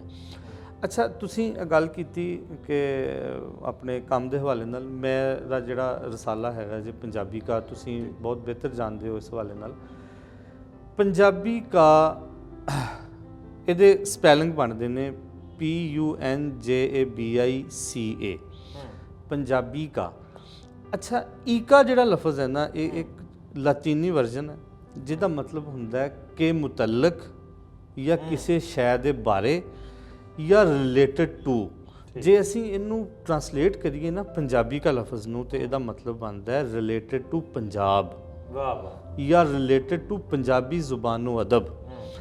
ਅੱਛਾ, ਹੁਣ ਜਦੋਂ ਅਸੀਂ ਪੰਜਾਬ ਨਾਲ ਕਿਸੇ ਚੀਜ਼ ਨੂੰ ਰਿਲੇਟ ਕਰ ਦਿੱਤਾ, ਫਿਰ ਅਸੀਂ ਯਕੀਨੀ ਤੌਰ ਤੇ ਵੇਖੋ, ਤੁਸੀਂ ਇਸ ਚੀਜ਼ ਨੂੰ ਸਮਝਦੇ ਹੋ ਕਿ ਇਨਸਾਨ ਨਾ ਬਹੁਤ ਕੰਮ ਦੇ ਇਤਬਾਰ ਨਾਲ ਬਹੁਤ ਜ਼ਿਆਦਾ ਮੁਕੱਯਦ ਹੁੰਦਾ ਹੈ, ਬੜਾ ਉਹ ਉਹਨਾਂ ਖੁੱਲ੍ਹ ਕੇ ਕਈ ਵਾਰੀ ਨਹੀਂ ਖੇਡ ਸਕਦਾ ਮਹਦੂਦ ਵਸਾਇਲ ਦੀ ਵਜ੍ਹਾ ਤੋਂ ਵੀ। ਹੁਣ ਵੇਖੋ, ਮੇਰੇ ਕੋਲ ਇੰਨੇ ਪੈਸੇ ਨਹੀਂ ਹੈ ਕਿ ਮੈਂ ਕੋਈ ਐਸੀ ਮੂਵੀ ਬਣਾ ਦੇਵਾਂ ਜਿਵੇਂ ਉਹ ਸਾਨੂੰ ਇੱਕ ਪੰਜਾਬੀ ਮੂਵੀ ਜਾਂ ਪੰਜਾਬੀ ਮੂਵੀਜ਼ ਬਣ ਰਹੀਆਂ ਨੇ, ਔਰ ਮੈਂ ਸਮਝਦਾ ਕਿ ਇੰਡੀਅਨ ਪੰਜਾਬ ਦੇ ਵਿੱਚ ਬਹੁਤ ਕੰਮ ਹੋਇਆ ਇਸ ਹਵਾਲੇ ਨਾਲ। ਮੈਂ ਆਪਣੇ ਮਹਦੂਦ ਉਹਨਾਂ ਨੇ, ਤੁਸੀਂ ਤਜ਼ਕਰਾ ਕਰ ਦਿੱਤਾ, ਉਹਨਾਂ ਨੇ ਪੰਜਾਬੀ ਕਲਚਰ ਨੂੰ, ਸਾਡੀ ਰਹਿਤਲ ਨੂੰ ਸੰਭਾਲਣ ਦੀ ਕੋਸ਼ਿਸ਼ ਜਦੋਂ ਕਿ ਇਸ ਸਾਈਡ ਤੇ ਕਮੀ ਹੈ, ਸਾਡੇ ਵੱਲ ਕਮੀ ਹੈ। ਮੈਂ ਬਿਲਕੁਲ ਮੈਂ ਇਹ ਤਵੱਜੋ ਦਿਲਾਣਾ ਚਾਹੁੰਦੇ ਹਾਂ, ਖੁਸੂਸਨ ਸਾਡੇ ਜਿਹੜੇ ਪੰਜਾਬ ਪਾਕਿਸਤਾਨ ਦੇ ਸਾਡੇ ਵੇਖਣ ਵਾਲੇ ਸੁਣਨ ਵਾਲੇ ਨੇ, ਕਿ ਸਾਡੇ ਇੱਧਰ ਜਿਹੜੀ ਫਿਲਮ ਬਣ ਰਹੀ ਹੈ, ਜਿਹੜੀ ਮੂਵੀ ਬਣ ਰਹੀ ਹੈ, ਕੋਈ ਡਰਾਮਾ ਬਣ ਰਿਹਾ ਹੈ, ਤੇ ਉਸ ਕਲਚਰ ਦੀ ਉਹ ਘਾਟ ਮਹਿਸੂਸ ਹੋ ਰਹੀ ਹੈ ਜਿਹੜੀ ਉਧਰ ਅਸੀਂ ਦੱਸ ਦਿੰਦੇ ਹਾਂ। ਹਾਂਜੀ, ਬਿਲਕੁਲ, ਸਾਡੇ ਚੜ੍ਹਦੇ ਪੰਜਾਬ ਦੇ ਲਿਖਣ ਵਾਲਿਆਂ ਤੇ ਇਹਦੇ ਉੱਤੇ ਕੰਮ ਕਰਨ ਵਾਲੇ। ਬਿਲਕੁਲ। ਔਰ ਵਾਰ ਸਾਹਿਬ, ਉਹ ਮਾਮਲਾ ਇਹ ਹੈ ਨਾ ਕਿ ਇਸ ਕੰਮ ਵਾਸਤੇ ਤੁਸੀਂ ਸਮਝਦੇ ਹੋ ਕਿ ਫਾਈਨਾਂਸ, ਪੈਸਾ ਵੀ ਬਹੁਤ ਚਾਹੀਦਾ ਹੁੰਦਾ। ਮੇਰੇ ਕੋਲ ਇੰਨਾ ਪੈਸਾ ਨਹੀਂ ਕਿ ਮੈਂ ਅੰਗਰੇਜ਼ ਵਰਗੀ ਕੋਈ ਫਿਲਮ ਬਣਾ ਦੇਵਾਂ, ਲੇਕਿਨ ਮੇਰੇ ਕੋਲ ਕਮ ਸੇ ਕਮ ਇੰਨਾ ਪੈਸਾ ਹੈ ਕਿ ਯਾਰ ਮੈਂ ਕੋਈ 8-10 ਸਫ਼ੇ ਤੇ ਐਸੇ ਛਾਪ ਦੇਵਾਂ। ਮੈਂ ਇਹ ਸਮਝਣਾ ਕਿ ਇੱਕ ਛਪਿਆ ਹੋਇਆ ਵਰਕਾ ਜਾਂ ਇੱਕ ਲਿਖਿਆ ਹੋਇਆ ਸਫ਼ਾ, ਉਹਦੀ ਉਮਰ ਇਨਸਾਨ ਨਾਲੋਂ ਵੱਧ ਹੁੰਦੀ ਹੈ। ਇਨਸਾਨ ਨਹੀਂ ਰਹਿੰਦੇ, ਲੇਕਿਨ ਉਹਨਾਂ ਦਾ ਲਿਖਿਆ ਹੋਇਆ ਔਰ ਉਹਨਾਂ ਦਾ ਕੰਪਾਈਲ ਕੀਤਾ ਹੋਇਆ ਇੱਕ ਸਫ਼ਾ, ਉਹ ਹਮੇਸ਼ਾ ਵਾਸਤੇ ਐਵਰਲਾਸਟਿੰਗ ਹੁੰਦਾ, ਉਹ ਹਮੇਸ਼ਾ ਰਹਿੰਦਾ। ਮੈਂ ਸਮਝਦਾ ਕਿ ਸਾਨੂੰ ਆਪਣੀ ਛੋਟੀ ਜਿਹੀ ਇਸ ਉਮਰ ਦੇ ਵਿੱਚ ਨਾ, ਜਿੰਨਾ ਕੁ ਸਾਨੂੰ ਮੌਕਾ ਮਿਲਿਆ, ਸਾਨੂੰ ਆਪਣੇ ਵਸੇਬ ਨੂੰ, ਆਪਣੇ ਰਹਿਤਲ ਨੂੰ ਸਾਂਭਣ ਦੀ ਕੋਸ਼ਿਸ਼ ਕਰਨੀ ਚਾਹੀਦੀ ਹੈ, ਔਰ ਸਾਨੂੰ ਆਪਣੇ ਵਸੇਬ ਔਰ ਰਹਿਤਲ ਨੂੰ ਇੰਟਰਨੈਸ਼ਨਲ ਚੀਜ਼ਾਂ ਨਾਲ ਜੋੜਨ ਦੀ ਕੋਸ਼ਿਸ਼ ਕਰਨੀ ਚਾਹੀਦੀ ਹੈ ਥਰੂ ਟਰਾਂਸਲੇਸ਼ਨਸ। ਬਿਲਕੁਲ, ਬਹੁਤ ਜਿਹਦਾ ਪੰਜਾਬੀ ਜ਼ੁਬਾਨ ਦੇ ਵਿੱਚ ਐਡਾ ਕਾਲ ਹੈ ਕਿ ਖੁਦਾ ਦੀ ਪਨਾਹ। ਔਰ ਮੈਂ ਸਮਝਦਾ, ਮੈਂ ਇੱਕ ਸਵਾਲ ਹੋਰ ਵੀ ਐਡ ਕਰਨਾ ਚਾਹ ਰਿਹਾ ਕਿ ਸ਼ਾਇਰੀ ਵੱਲ ਅਗਰ ਅਸੀਂ ਜਾਈਏ ਨਾ, ਖੁਸੂਸਨ ਪੰਜਾਬੀ, ਤੇ ਸ਼ਾਇਰੀ ਤਾਂ ਬਹੁਤ ਹੋ ਰਹੀ ਹੈ, ਬਹੁਤ ਹੋ ਚੁੱਕੀ ਔਰ ਬਹੁਤ ਹੋ ਰਹੀ ਹੈ। ਨਸਰ ਦੀ ਘਾਟ, ਬਿਲਕੁਲ। ਔਰ ਨਸਰ ਬਹੁਤ ਕਮ, ਔਰ ਨਸਰ ਤੋਂ ਬਾਅਦ ਤੁਸੀਂ ਨਿਸ਼ਾਨਦੇਹੀ ਬਹੁਤ ਸੋਹਣੀ ਕੀਤੀ ਕਿ ਤਹਿਕੀਕ ਦੀ ਬਹੁਤ ਹੋਰ ਕੰਮ ਹੈ। ਹਾਂਜੀ, ਹੋਰ ਕੰਮ। ਇਹ ਲੋੜ ਹੈ ਕਿ ਅਸੀਂ ਨਸਰ ਦੇ ਉੱਪਰ ਜ਼ਿਆਦਾ ਕੰਮ ਕਰੀਏ, ਅਸੀਂ ਤਹਿਕੀਕ ਦੇ ਉੱਪਰ। ਇਹ ਬਿਲਕੁਲ ਬਹੁਤ ਅੱਛੇ ਜਿਹੜੇ ਨੁਕਤੇ ਤੁਸੀਂ ਦੱਸੇ ਨੇ। ਤੇ ਇਹ ਪੰਜਾਬੀ ਕਾ ਦੇ ਹੁਣ ਤੱਕ ਪੇਪਰ ਕਿੰਨੇ ਕੁ ਆ ਚੁੱਕੇ? ਪੰਜਾਬੀ ਕਾ ਦੇ ਅਲਹਮਦੁਲਿਲਾ ਜੀ ਵਾਰ ਸਾਹਿਬ, ਅਸੀਂ ਤਕਰੀਬਨ ਗੁਜ਼ਿਸ਼ਤਾ 5 ਸਾਲ ਤੋਂ ਮੈਂ ਲੱਗਾ ਹੋਇਆ ਇਸ ਕੰਮ ਦੇ ਵਿੱਚ, ਤੇ ਮੈਂ ਹੁਣ ਤੱਕ ਜਿਹੜਾ ਨਾ ਜੀ, ਉਹ ਆਪਣੀ ਤਮਾਮ ਤਰ ਕਹਿ ਲਓ ਕਿ ਅੱਡੀਆਂ ਚੁੱਕ ਕੇ, ਜਿਹਨੂੰ ਕਹਿੰਦੇ ਪੂਰਾ ਟਿੱਲ ਲਾ ਕੇ, ਮੈਂ ਅਲਹਮਦੁਲਿਲਾ ਇਹਦੇ 17 ਸ਼ਮਾਰੇ ਜਿਹੜਾ ਨਾ ਉਹ ਕੱਢਣ 'ਚ ਕਾਮਯਾਬ ਹੋਇਆ। ਔਰ ਆ ਇਹਦਾ ਜਿਹੜਾ ਲੇਟੈਸਟ 17ਵਾਂ ਸ਼ੁਮਾਰਾ ਜੇ ਉਹ ਚੰਦ ਦਿਨ ਪਹਿਲੇ 2-3 ਦਿਨ ਪਹਿਲੇ ਨਾਜ਼ਰੀਨ ਨੂੰ ਝਲਕੀ ਵੀ ਦਿਖਾਓ ਵਿੱਚੋਂ ਕੁਝ ਜੀ ਬਿਲਕੁਲ ਪੇਪਰਸ ਦੀ। ਉਹ ਨਾ ਉਧਰ ਪਏ ਸੀ ਤੇ ਉਹ ਬਹਰਹਾਲ ਉਹ ਮੈਂ ਗੱਲ ਕਰ ਰਿਹਾ ਸੀ ਕਿ ਇੱਕ ਤੇ ਸਾਨੂੰ ਇੰਟਰਨੈਸ਼ਨਲ ਅਦਬ ਨਾਲ ਇਹਨੂੰ ਜੋੜਨ ਦੀ ਕੋਸ਼ਿਸ਼ ਕਰਨੀ ਚਾਹੀਦੀ ਹੈ, ਤਹਿਕੀਕ ਨਾਲ ਜੋੜਨ ਦੀ ਕੋਸ਼ਿਸ਼ ਕਰਨੀ ਚਾਹੀਦੀ ਹੈ। ਔਰ ਤੁਸੀਂ ਜਿਹੜੀ ਗੱਲ ਕੀਤੀ ਨਾ ਪੰਜਾਬੀ ਸਿਨਫਾਂ ਦੇ ਵਿੱਚੋਂ ਵੀ ਵਾਰ ਸਾਹਿਬ ਮੈਂ ਇਹ ਮਹਿਸੂਸ ਕੀਤਾ ਜੇ ਔਰ ਪੂਰੇ ਖਲੂਸ ਨੀਅਤ ਨਾਲ ਮੈਂ ਚੀਜ਼ ਮਹਿਸੂਸ ਕੀਤੀ ਹੈ ਕਿ ਪੰਜਾਬੀ ਸ਼ਾਇਰੀ ਵੱਲ ਸਾਡਾ ਜ਼ਿਆਦਾ ਜ਼ੋਰ ਹੈ। ਹਾਂਜੀ। ਅੱਛਾ, ਤੁਸੀਂ ਯਕੀਨ ਕਰੋ ਕਿ ਜਦੋਂ ਅਸੀਂ ਕੋਈ ਮੁਸ਼ਾਇਰਾ ਹੋਵੇ ਔਰ ਉੱਥੇ ਕੋਈ 100-150 ਸ਼ਾਇਰ ਐਸਾ ਇਕੱਠਾ ਹੋ ਜਾਂਦਾ ਜਿਹੜਾ ਪੰਜਾਬੀ ਸ਼ਾਇਰ ਹੁੰਦਾ। ਹਾਂਜੀ। ਤੁਸੀਂ ਬਹੁਤ ਅੱਛਾ ਨੁਕਤਾ ਇੱਕ ਉਠਾਇਆ ਕਿ ਪੰਜਾਬੀ ਨਸਰ ਵੱਲ ਕੋਈ ਤਵੱਜੋ ਨਹੀਂ ਦੇ ਰਿਹਾ, ਪੰਜਾਬੀ 'ਚ ਸ਼ਾਇਰੀਆਂ ਨਹੀਂ ਲਿਖਿਆ ਜਾ ਰਿਹਾ, ਪੰਜਾਬੀ 'ਚ ਨਾਵਲ ਜਿਹੜਾ ਹੈ ਉਹਦੀ ਇੰਨਾ ਕਾਲ ਹੈ। ਮੈਂ ਤਾਂ ਗਿਣਤੀ ਮੁੱਲਾਂ ਤੇ ਗਿਣੇ ਜਾ ਸਕਦੇ ਹਾਂਜੀ 20 ਜਾਂ 25 ਨਾਵਲ ਹੋਣਗੇ ਜਿਹੜੇ ਮੈਂ ਸਮਝਦਾ ਕਿ ਜਿਹੜੇ ਨਾਵਲ ਪਬਲਿਸ਼ ਹੋ ਚੁੱਕੇ ਨੇ ਪੰਜਾਬੀ ਜ਼ੁਬਾਨ ਦੇ ਵਿੱਚ। ਔਰ ਦੂਸਰੀ ਗੱਲ ਇਹ ਕਿ ਅਸੀਂ ਨਾ ਮੈਂ ਅਕਸਰ ਕਹਿੰਦਾ ਹੁੰਦਾ ਕਿ ਇਸ ਟਾਈਮ ਅਸੀਂ ਨਾਵਲ ਦੇ ਦੌਰ 'ਚ ਜੀ ਰਹੇ ਹਾਂ। ਇੰਟਰਨੈਸ਼ਨਲੀ ਨਾਵਲ ਇੰਨਾ ਲਿਖਿਆ ਜਾ ਰਿਹਾ ਹੈ ਕਿ ਅੰਗਰੇਜ਼ੀ ਜੇ ਅਸੀਂ ਇੰਟਰਨੈਸ਼ਨਲ ਅਦਬ ਦੀ ਗੱਲ ਕਰੀਏ ਤੇ ਸ਼ਾਇਰੀ ਕੁਛ ਦੂਸਰੇ ਨੰਬਰ ਤੇ, ਸਭ ਤੋਂ ਪਹਿਲੇ ਨੰਬਰ ਤੇ ਨਾਵਲ, ਦੂਸਰੇ ਨੰਬਰ ਤੇ ਸ਼ਾਇਰੀ।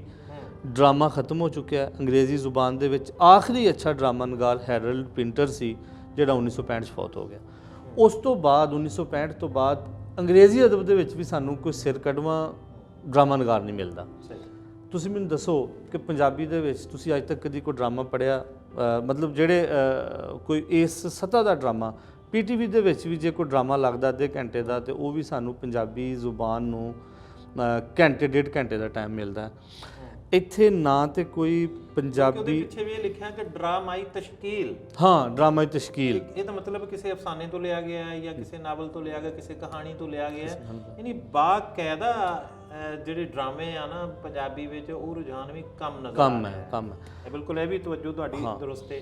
ਔਰ ਨਾਵਲ ਮੈਂ ਗੱਲ ਕਰ ਰਿਹਾ ਸੀ ਕਿ ਅਸੀਂ ਨਾਵਲ ਦੇ ਦੌਰ 'ਚ ਜੀ ਰਹੇ ਹਾਂ। ਇੰਗਲਿਸ਼ ਲੈਂਗੁਏਜ 'ਚ ਬਹੁਤ ਨਾਵਲ ਲਿਖਿਆ ਜਾ ਰਿਹਾ, ਉਰਦੂ ਜ਼ੁਬਾਨ 'ਚ ਬਹੁਤ ਨਾਵਲ ਲਿਖਿਆ ਜਾ ਰਿਹਾ, ਪੰਜਾਬੀ ਜ਼ੁਬਾਨ 'ਚ ਟੋਟਲ ਜਿਹੜਾ ਨਾ ਫਿੰਗਰ ਟਿਪਸ ਨਾਵਲ ਆ ਜਾਂਦੇ ਨੇ, 20-25 ਨਾਵਲ ਨੇ। ਅੱਛਾ, ਨਸਰ ਜਿਹੜੀ ਸੰਜੀਦਾ ਨਸਰ ਹੈ ਜਿਹਨੂੰ ਅਸੀਂ ਕਹਿ ਲਓ ਕਿ ਮਜ਼ਮੂਨ ਨਗਾਰੀ, ਇਨਸ਼ਾਈਆ, ਇਹ ਬਹੁਤ ਜ਼ਿਆਦਾ ਘੱਟ ਹੈ ਹੀ ਨਹੀਂ। ਅੱਛਾ, ਔਰ ਫਿਰ ਇਸ ਤੋਂ ਵੀ ਤੁਹਾਨੂੰ ਹੁਣ ਥੋੜ੍ਹਾ ਅੱਗੇ ਮੈਂ ਜੇ ਗੁਜ਼ਾਰਿਸ਼ ਕਰਾਂ ਤਾਂ ਇਹ ਹੈ ਕਿ ਪੰਜਾਬੀ ਸ਼ਾਇਰੀ ਬਹੁਤ ਹੋ ਰਹੀ ਹੈ ਲੇਕਿਨ ਉਹਦੇ ਵਿੱਚ ਮੌਜ਼ੂਆਤ ਦੀ ਵੈਰਾਈਟੀ ਨਹੀਂ ਹੈ, ਮੌਜ਼ੂਆਤ ਦਾ ਤਨਵੁ ਨਹੀਂ ਹੈ। ਤੁਸੀਂ ਕਿਸੇ ਵੀ ਸ਼ਾਇਰ ਪੰਜਾਬੀ ਸ਼ਾਇਰ ਨੂੰ ਚੁੱਕ ਕੇ ਪੜ੍ਹ ਲਓ, ਤੁਹਾਨੂੰ ਜਾਂ ਤੇ ਉਹ ਪੰਜਾਬੀ ਰਹਿਤਲ ਦੇ ਜ਼ਵਾਲ ਦਾ ਦੁੱਖ ਮਿਲੇਗਾ। ਹਰ ਸ਼ਾਇਰ ਜਿਹੜਾ ਨਾ ਉਹ ਪੰਜਾਬੀ ਸ਼ਾਇਰ ਜਿਹੜਾ ਵੀ ਹੈ ਨਾ ਉਹ ਇਹ ਹਾੜਾ ਪਾਉਣ ਡਿਆ ਕਿ ਜੀ ਪੰਜਾਬੀ ਨੂੰ ਜ਼ਵਾਲ ਆ ਗਿਆ, ਪੰਜਾਬੀ ਨੂੰ ਜ਼ਵਾਲ ਆ ਗਿਆ, ਪੰਜਾਬੀ ਨੂੰ ਜ਼ਵਾਲ ਆ ਗਿਆ, ਜਾਂ ਪੰਜਾਬੀ ਰਹਿਤਲ ਨੂੰ ਜਾਂ ਪੰਜਾਬੀ ਵਸੇਬ ਨੂੰ ਜ਼ਵਾਲ ਆ ਗਿਆ। ਦੂਸਰਾ ਉਹਦੇ ਕੋਲ ਮੌਜੂ ਹੈਗਾ ਧੀ ਦੇ ਦੁੱਖ ਦਾ ਕਿ ਪੰਜਾਬ ਦੀ ਧੀ ਜਿਹੜੀ ਹੈ ਨਾ ਉਹਦੇ ਨਾਲ ਬਹੁਤ ਜ਼ਿਆਦਾ ਤਰੋ ਹੋ ਰਿਹਾ, ਉਹਦੇ ਨਾਲ ਪਿਦਰਸਰੀ, ਇਸ ਮੁਆਸ਼ਰਾ ਪਿਦਰਸਰੀ ਹੋ ਚੁੱਕਿਆ ਔਰ ਪੰਜਾਬੀ ਖਤੂਨ ਜਿਹੜੀ ਹੈ ਨਾ ਉਹਦੇ ਨਾਲ ਬਹੁਤ ਜ਼ਿਆਦਤੀ ਹੋ ਰਹੀ ਹੈ। ਔਰ ਤੀਸਰਾ ਮੌਜੂ ਪੰਜਾਬੀ ਦੇ ਵਿੱਚ ਤਸਵੁਫ ਦਾ। ਉਹ ਮੈਂ ਸਮਝਦਾ ਕਿ ਚੂँਕਿ ਪੰਜਾਬੀ ਦੀਆਂ ਜੜ੍ਹਾਂ ਦੇ ਵਿੱਚ ਸਾਡੇ ਵਿੱਚ ਸੂਫੀ ਸ਼ਾਇਰ ਨੇ ਬਹੁਤ ਜ਼ਿਆਦਾ, ਔਰ ਜਦੋਂ ਅਸੀਂ ਕਲਾਸੀਕਲ ਪੰਜਾਬੀ ਸ਼ਾਇਰੀ ਪੜ੍ਹਨੇ ਆ ਤੇ ਸਾਡੇ ਤੇ ਇੱਕ ਖਾਸ ਕਿਸਮ ਦਾ ਜਿਹੜਾ ਨਾ ਉਹ ਕੈਫੀਅਤ ਜੀ ਆਉਂਦੀ ਆ। ਔਰ ਤੁਸੀਂ ਇਰਦ ਗਿਰਦ ਵੇਖੋ, ਯਕੀਨ ਕਰੋ ਕਿ ਪੰਜਾਬੀ ਸ਼ਾਇਰ ਜਿਹੜੇ ਨੇ ਉਹ ਉਸ ਕਿਸਮ ਦੇ ਹੁਲੀਏ ਬਣਾ ਕੇ ਔਰ ਉਸ ਕਿਸਮ ਦੇ ਮੌਜ਼ੂਆਤ ਨੂੰ ਲੈ ਕੇ ਪੰਜਾਬੀ ਸ਼ਾਇਰੀ ਕਰਦੇ ਨੇ। ਇਹਨਾਂ ਤਿੰਨਾਂ ਮੌਜ਼ੂਆਤ ਤੋਂ ਇਲਾਵਾ ਮੈਂ ਸਮਝਦਾ ਕਿ ਪੰਜਾਬੀ ਸ਼ਾਇਰੀ ਦੇ ਵਿੱਚ ਚੌਥਾ ਮੌਜੂ ਵੀ ਬਹੁਤ ਘੱਟ ਸਾਨੂੰ ਮਿਲਦਾ। ਅੱਛਾ, ਤੁਸੀਂ ਕੀ ਮਸ਼ਵਰਾ ਦਿੰਦੇ ਹੋ ਸਾਡੇ ਨੌਜਵਾਨ ਜਿਹੜੇ ਸ਼ੋਰਾ ਨੇ, ਖਸੂਸਨ ਜਿਹੜੇ ਪੰਜਾਬੀ ਵਿੱਚ ਕਹਿਣਾ ਚਾਹ ਰਹੇ ਨੇ ਜਾਂ ਕਹਿ ਰਹੇ? ਜੀ, ਮੈਂ ਵਾਰ ਸਾਹਿਬ ਇਹ ਸਮਝਦਾ ਕਿ ਇਹ ਜਿਹੜੇ ਮੌਜੂ ਨੇ ਨਾ ਤਿੰਨੇ ਹੀ, ਇਹ ਮੌਜੂ ਵੀ ਨਾਲ ਨਾਲ ਚੱਲਣੇ ਚਾਹੀਦੇ ਨੇ। ਦੋ ਚੀਜ਼ਾਂ ਇਹਦੇ ਵਿੱਚ ਹੋਰ ਸਾਨੂੰ ਐਡ ਕਰਨੀਆਂ ਚਾਹੀਦੀਆਂ। ਇੱਕ ਤੇ ਵੇਖੋ ਇਨਸਾਨ ਦਾ ਇੱਕ ਆਪਣਾ ਅੰਦਰੂਨ ਵੀ ਤੇ ਹੈ ਨਾ, ਉਹਦਾ ਦਾਖਲ ਵੀ ਤੇ ਕੋ ਹੈ ਨਾ। ਠੀਕ ਹੈ, ਉਹਦੇ ਅੰਦਰ ਵੀ ਜਿਵੇਂ ਉਹ ਕਿਹਾ ਵਿੱਚੇ ਹੀ ਭੇੜੇ, ਵਿੱਚੇ ਹੀ ਝੇੜੇ, ਵਿੱਚੇ ਵੰਝ ਮਹਾਣੇ ਹੋ, ਇਹਦੇ ਅੰਦਰ ਹੀ ਸਾਰੇ ਵੰਝ ਮਹਾਣੇ ਵੀ ਤੇ ਹੈ ਨੇ ਨਾ। ਇਨਸਾਨ ਦਾ ਕੋਈ ਆਪਣਾ ਅੰਦਰ ਹੈ, ਉਹ ਵੀ ਤੇ ਥੋੜ੍ਹਾ ਜਿਹਾ ਕੋਈ ਬਿਆਨ ਕਰਨਾ ਚਾਹੀਦਾ ਨਾ। ਇੱਕ ਇਹ, ਔਰ ਦੂਸਰੀ ਗੱਲ ਮੈਂ ਇਹ ਸਮਝਦਾ ਕਿ ਇਸ ਮੁਆਸ਼ਰਤੀ ਨਾ ਹਮਵਾਰੀਆਂ ਜਿਹੜੀਆਂ ਸਾਡੇ ਇਰਦ ਗਿਰਦ ਖਿਲਰੀਆਂ ਹੋਈਆਂ ਨੇ ਨਾ, ਮਾਜ਼ ਔਰਤ ਦੇ ਨਾਲ ਜਿਹੜੀ ਜ਼ਿਆਦਤੀ ਹੋਣ ਡਈ ਹੈ ਉਹ ਠੀਕ ਹੈ, ਹੋਣ ਡਈ ਹੈ, ਬੰਦੇ ਨਾਲ ਵੀ ਬਹੁਤ ਹੋਣ ਡਈ ਹੈ। ਲੋਕ ਭੁੱਖੇ ਵੀ ਬਹੁਤ ਨੇ, ਲੋਕ ਧੁੱਪਾਂ ਦੇ ਵਿੱਚ ਵੀ ਵਿਚਾਰੇ ਬੈਠੇ ਨੇ, ਲੋਕ ਇੱਕ ਵਕਤ ਦੀ ਰੋਟੀ ਤੋਂ ਵੀ ਤੰਗ ਨੇ, ਲੋਕ ਪਤਾ ਨਹੀਂ ਕਿਹੜੇ ਜਿਹੜਾ ਨਾ ਉਹ ਅਜ਼ਾਬ ਝੱਲਣ ਡਏ ਨੇ, ਸਾਨੂੰ ਉਹਨਾਂ ਦੀ ਵੀ ਤੇ ਗੱਲ ਕਰਨੀ ਚਾਹੀਦੀ ਹੈ ਨਾ। ਮੈਂ ਸਮਝਦਾ ਕਿ ਆਪਣੇ ਪੰਜਾਬੀ ਸ਼ਾਇਰਾਂ ਨੂੰ ਆਪਣੇ ਮੌਜ਼ੂਆਤ ਦੇ ਵਿੱਚ ਵੈਰਾਈਟੀ ਔਰ ਤਨਵੁ ਲੈ ਕੇ ਆਉਣਾ ਚਾਹੀਦਾ, ਬਿਲਕੁਲ ਠੀਕ ਤੇ ਫਿਰ ਜਿਹੜਾ ਨਾ ਉਹ ਥੋੜਾ ਜਿਹਾ ਗੱਲ ਬਣੇਗੀ। ਤੁਹਾਡੀ ਪੰਜਾਬੀ ਸ਼ਾਇਰੀ ਵਿੱਚ ਕੋਈ ਪਸੰਦੀਦਾ ਸਿਨਫ ਕਿਹੜੀ ਆ? ਪੰਜਾਬੀ ਸ਼ਾਇਰੀ ਦੇ ਵਿੱਚ ਜੀ ਵੇਖੋ, ਮੈਨੂੰ ਬੁਨਿਆਦੀ ਤੌਰ ਤੇ ਨਾ ਜੀ ਮੈਂ ਸਮਝਦਾ ਕਿ ਗਜ਼ਲ ਜਿਹੜੀ ਹੈ ਨਾ ਉਹ ਉਰਦੂ ਨੇ ਨਾ ਗਜ਼ਲ ਨੂੰ ਬਹੁਤ ਪੀਕ ਤੇ ਪਹੁੰਚਾਤਾ, ਕੋਈ ਸ਼ੱਕ ਨਹੀਂ, ਮੰਨਣਾ ਪਏਗਾ। ਔਰ ਪੰਜਾਬੀ ਜਿਹੜੇ ਸਾਡੇ ਗਜ਼ਲਗੋ ਸ਼ਾਇਰ ਨੇ, ਚੰਦ ਉਹ ਵੀ ਸਿਰਫ 1-2 ਉਂਗਲੀਆਂ ਦੇ ਫਿੰਗਰ ਟਿਪਸ ਤੇ ਆ ਜਾਂਦੇ ਆ, ਉਹ ਅੱਛੀ ਗਜ਼ਲ ਲਿਖ ਰਹੇ ਨੇ। ਬਾਕੀ ਜ਼ਾਹਰ ਹੈ ਕਿਸੇ ਦਾ ਕੋਈ ਹੱਥ ਜਾਂ ਬਾਂਹ ਤੇ ਨਹੀਂ ਫੜ ਸਕਦਾ ਜੋ ਕੋਈ ਕਰੀ ਜਾਂਦਾ ਸਾਡੇ ਸਿਰ ਅੱਖਾਂ ਤੇ, ਲੇਕਿਨ ਜੇ ਬਸੀਅਤ ਸਿਨਫ ਤੁਸੀਂ ਪੁੱਛੋ ਤੇ ਮੈਂ ਪੰਜਾਬੀ ਬੋਲੀ ਤੋਂ ਬਹੁਤ ਜ਼ਿਆਦਾ ਮੁਤਾਸਰ। ਵਾਹ ਵਾਹ।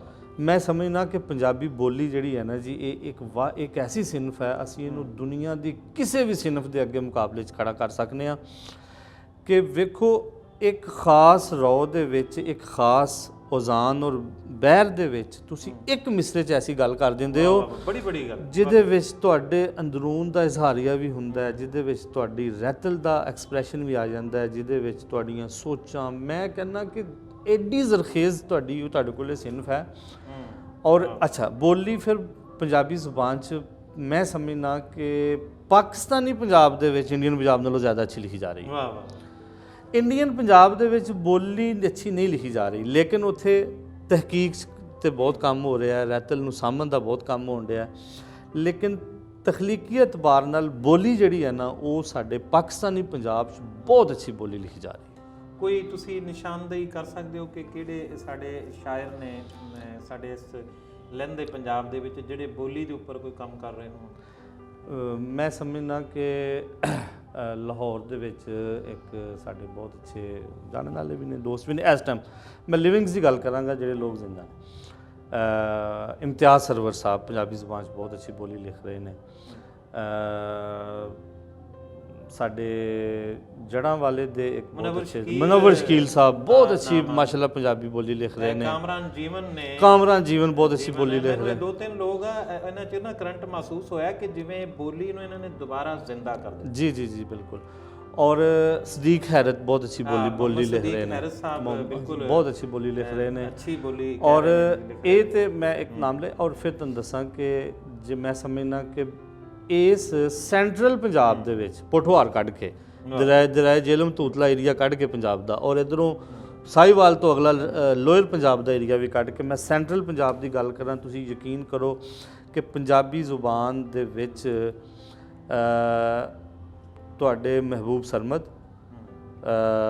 ਆਤਫ, ਇਹ ਉਹ ਲੋਕ ਨੇ। ਔਰ ਆਪਣਾ ਉਹ ਸਾਹਰ ਜਿਹੜੇ ਨੇ, ਕੀ ਨਾਮ ਉਹਨਾਂ ਦਾ ਸਰ, ਤੁਸੀਂ ਉਹ ਮੈਨੂੰ ਥੋੜ੍ਹਾ ਯਾਦ ਕਰਾ ਦਿਓ, ਜਿਹੜੇ ਫਲਾਲੇ ਦੇ ਨੇ, ਸਾਹਰ ਜਿਹੜਾ ਲਾਹੌਰ ਵਾਲੇ, ਅਫਜ਼ਲ ਸਾਹਰ। ਹਾਂਜੀ ਅਫਜ਼ਲ ਸਾਹਰ, ਇਹ ਬੋਲੀ 'ਚ ਵੀ ਔਰ ਵੈਸੇ ਵੀ ਹਰ ਨਵੇਂ ਸ਼ਾਇਰਾਂ ਵਿੱਚ ਬਹੁਤ ਅੱਗੇ ਨੇ। ਔਰ ਅਸੀਂ ਇਹਨਾਂ 3-4 ਬੰਦਿਆਂ ਨੂੰ ਜਿਹੜਾ ਨਾ ਜੀ ਪੂਰੇ ਪਾਕਿਸਤਾਨ ਦੇ ਵਿੱਚ ਕੀ ਅਸੀਂ ਜਿੱਥੇ ਪੰਜਾਬੀ ਬੋਲੀ ਜਾ ਰਹੀ ਹੈ ਉੱਥੇ ਅਸੀਂ ਆਪਣਾ ਇੱਕ ਫੇਸ ਦੇ ਤੌਰ ਤੇ, ਆਪਣੇ ਚਿਹਰੇ ਦੇ ਤੌਰ ਤੇ ਇਹਨਾਂ ਲੋਕਾਂ ਨੂੰ ਅਸੀਂ ਪੇਸ਼ ਕਰ ਸਕਦੇ। ਪੰਜਾਬੀ ਕਾ ਤੁਹਾਡੇ ਰਸਾਲੇ ਵੱਲ ਆਣਾ, ਮੈਂ ਇਬਤਦਾਈ ਜਿਹੜੇ ਉਹ ਰਸਾਲੇ ਨੇ ਨਾ ਉਹ ਮੈਂ ਦੇਖੇ, ਪੜ੍ਹੇ, ਤੇ ਮੈਂ ਬੜੀ ਬਹੁਤ ਹੀ ਜ਼ਬਰਦਸਤ ਰਹਿਤਲ ਜਿਹੜੀਆਂ ਚੀਜ਼ਾਂ ਸਾਡੇ ਅੱਖਾਂ ਤੋਂ ਓਝਲ ਹੋ ਚੁੱਕੀਆਂ ਨੇ। ਜੀ ਜੀ ਬਿਲਕੁਲ।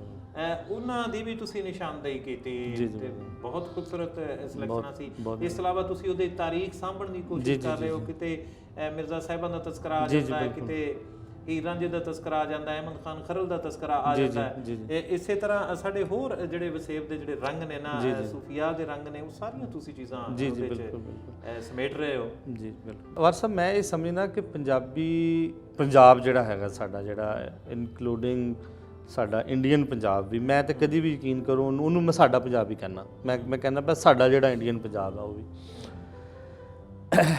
ਇਹਦੇ ਵਿੱਚ ਐਸੇ ਮਾਵਾਂ ਨੇ ਪੁੱਤਰ ਜੰਮੇ ਨੇ ਨਾ, ਜੁਰਅਤ ਦੇ ਇਤਬਾਰ ਨਾਲ, ਤਾਰੀਖੀ ਤੌਰ ਤੇ ਆਜ਼ਾਦੀ ਦੀ ਜੰਗ ਲੜਨ ਦੇ ਇਤਬਾਰ ਨਾਲ, ਮਤਲਬ ਭਗਤ ਸਿੰਘ ਹੋ ਗਏ, ਤੁਹਾਡੇ ਰਾਏ ਅਹਿਮਦ ਖਾਨ ਖਰਲ ਸ਼ਹੀਦ ਹੋ ਗਏ, ਹੋਰ ਇਸ ਤਰ੍ਹਾਂ ਦੇ ਬੜੇ ਨਾਮ ਲਏ ਜਾ ਸਕਦੇ ਨੇ। ਸਾਡਾ ਪੂਰਾ ਨੰਬਰ ਇਸ ਗੱਲ ਤੇ ਆਇਆ, ਮਤਲਬ ਪੂਰਾ ਇੱਕ ਨੰਬਰ ਅਸੀਂ, ਪੂਰਾ ਰਸਾਲਾ ਸੀ ਇਸ ਮੌਜੂ ਤੇ ਜਿਹੜਾ ਨਾ ਉਹ ਪਬਲਿਸ਼ ਕੀਤਾ। ਇਹ ਐਸੇ ਐਸੇ ਪੁੱਤਰ ਮਾਵਾਂ ਨੇ ਜੰਮੇ ਨੇ, ਤੁਸੀਂ ਯਕੀਨ ਕਰੋ ਕਿ ਮੈਂ ਫਿਰ ਉਹ ਗੱਲ ਕਰਾਂਗਾ ਕਿ ਇਹਨਾਂ ਲੋਕਾਂ ਨੂੰ ਅਸੀਂ ਕਿਸੇ ਵੀ ਇਤਬਾਰ ਨਾਲ ਪੂਰੀ ਦੁਨੀਆ ਦੇ ਵਿੱਚ ਹੀਰੋ ਬਣਾ ਕੇ ਪੇਸ਼ ਕਰ ਸਕਦੇ ਹਾਂ। ਬਿਲਕੁਲ। ਕਨਸੈਪਟ ਆਫ ਹੀਰੋਇਜ਼ਮ ਹੁੰਦਾ ਕੀ ਹੈ? ਹੀਰੋ ਹੁੰਦਾ ਕੌਣ ਹੈ? ਹੀਰੋ ਉਹ ਹੁੰਦਾ ਹੈ ਜਿਹੜਾ ਆਪਣੇ ਆਖਰੀ ਸਾਹਾਂ ਤੱਕ ਆਪਣੇ ਕਿਸੇ ਪੋਜ਼ਿਟਿਵ ਮਕਸਦ ਵਾਸਤੇ ਡਟਿਆ ਰਹੇ। ਵਾਹ ਵਾਹ। ਉਹ ਕਿਸੇ ਵੀ ਵਾਸਤੇ ਹੈ, ਜ਼ਰੂਰੀ ਨਹੀਂ ਕਿ ਉਹਨੂੰ ਬੰਦੂਕ ਫੜਾ ਕੇ ਤੁਸੀਂ ਕਿਸੇ ਜਿਹੜਾ ਨਾ ਖਿਲਾਰੋ ਬਾਰਡਰ ਤੇ, ਜਾਂ ਉਹਨੂੰ ਤਲਵਾਰ ਫੜਾ ਕੇ ਜਿਹੜਾ ਨਾ ਉਹਨੂੰ ਕਹੋ ਕਿ ਲੋਕਾਂ ਦੇ ਗਾਟੇ ਵੱਢ। ਨਹੀਂ, ਕਿਸੇ ਵੀ ਪੋਜ਼ਿਟਿਵ ਕਾਜ਼ ਤੇ ਅਸੀਂ ਆਪਣਾ ਜਿਹੜਾ ਨਾ ਉਹ ਮੇਜ਼ ਕੁਰਸੀ ਤੇ ਬਹਿ ਕੇ ਕਿਸੇ ਮੁਸਬਤ ਕੰਮ ਲਈ ਅਸੀਂ ਆਪਣੇ ਆਖਰੀ ਸਾਹਾਂ ਤੱਕ ਡਟੇ ਰਹੀਏ ਔਰ ਆਪਣਾ ਕੰਮ ਕਰਦੇ ਰਹੀਏ ਤੇ ਅਸੀਂ ਵੀ ਹੀਰੋ। ਮੈਂ ਸਮਝਦਾ ਕਿ ਇਸ ਧਰਤੀ ਨੇ ਐਸੇ ਐਸੇ ਪੁੱਤਰ ਜੰਮੇ ਨੇ ਕਿ ਜਿਨ੍ਹਾਂ ਦੇ ਬਾਰੇ 'ਚ ਬੜਾ ਅਫਸੋਸ ਹੁੰਦਾ ਕਿ ਲੋਕ ਜਾਣਦੇ ਨਹੀਂ ਸੀ। ਮੈਂ ਕਦੀ ਕਿਸੇ ਨਾਲ ਗੱਲ ਕਰਨੀ, ਲੋਕਾਂ ਨੂੰ ਪਤਾ ਹੀ ਨਹੀਂ ਸੀ ਹੁੰਦਾ, ਤੇ ਫਿਰ ਇਸ ਕਮੀ ਨੂੰ ਮਹਿਸੂਸ ਕਰਦਿਆਂ ਹੋਇਆਂ ਉਹਨਾਂ ਚੀਜ਼ਾਂ ਨੂੰ ਸਾਂਭਣ ਦੀ ਕੋਸ਼ਿਸ਼ ਕੀਤੀ। ਵਕਾਸ ਸਾਹਿਬ, ਨਾਜ਼ਰੀਨ, ਸਾਡੇ ਅੱਜ ਦੇ ਪ੍ਰਾਹੁਣੇ ਪ੍ਰੋਗਰਾਮ ਅਦਬੀ ਰੰਗ ਦੇ ਪ੍ਰਾਹੁਣੇ ਪ੍ਰੋਫੈਸਰ ਵਕਾਸ ਅਹਿਮਦ ਵਿਰਕ ਵੈਸੇ ਤਾਂ ਅੰਗਰੇਜ਼ੀ ਦੇ ਉਸਤਾਦ ਨੇ, ਲੇਕਿਨ ਪੰਜਾਬੀ ਦੇ ਨਾਲ ਮੁਹੱਬਤ ਤੇ ਇਹਨਾਂ ਦੀਆਂ ਗੱਲਾਂ ਪੰਜਾਬੀ ਦੇ ਬਾਰੇ ਮੁੱਕਣ 'ਚ ਆ ਹੀ ਨਹੀਂ ਰਿਹਾ। ਮੈਂ ਵਿੱਚੋਂ ਮੌਕੇ ਦੀ ਤਾੜ ਵਿੱਚ ਆ ਕਿ ਇਹਨਾਂ ਦਾ ਪਿਆਰ ਕਿਤੋਂ ਮੱਠਾ ਮੈਨੂੰ ਦਿਸੇ ਤੇ ਮੈਂ ਉੱਥੋਂ ਅਗਲੇ ਕਿਸੇ ਜ਼ਬਾਨ ਦੀ ਗੱਲ ਕਰਾਂ, ਤੇ ਮੈਨੂੰ ਇਹ ਬਿਲਕੁਲ ਮੌਕਾ ਨਹੀਂ ਦੇ ਰਿਹਾ। ਤੇ ਮੈਂ ਤੁਹਾਡੇ ਤੋਂ ਪੁੱਛਣਾ ਚਾਹ ਰਿਹਾ ਕਿ ਤੁਸੀਂ ਪੰਜਾਬੀ ਦੇ ਹਵਾਲੇ ਨਾਲ ਤਾਂ ਗੱਲਾਂ ਜਿੰਨੀਆਂ ਕਰ ਲਈ ਉਨੀਆਂ ਹੀ ਥੋੜ੍ਹੀਆਂ ਨੇ। ਪੰਜਾਬੀ ਤੋਂ ਇਲਾਵਾ ਕਿਹੜੀ ਜ਼ਬਾਨ ਦੇ ਵਿੱਚ ਤੁਸੀਂ ਤੁਹਾਡਾ ਅਦਬੀ ਕੰਮ?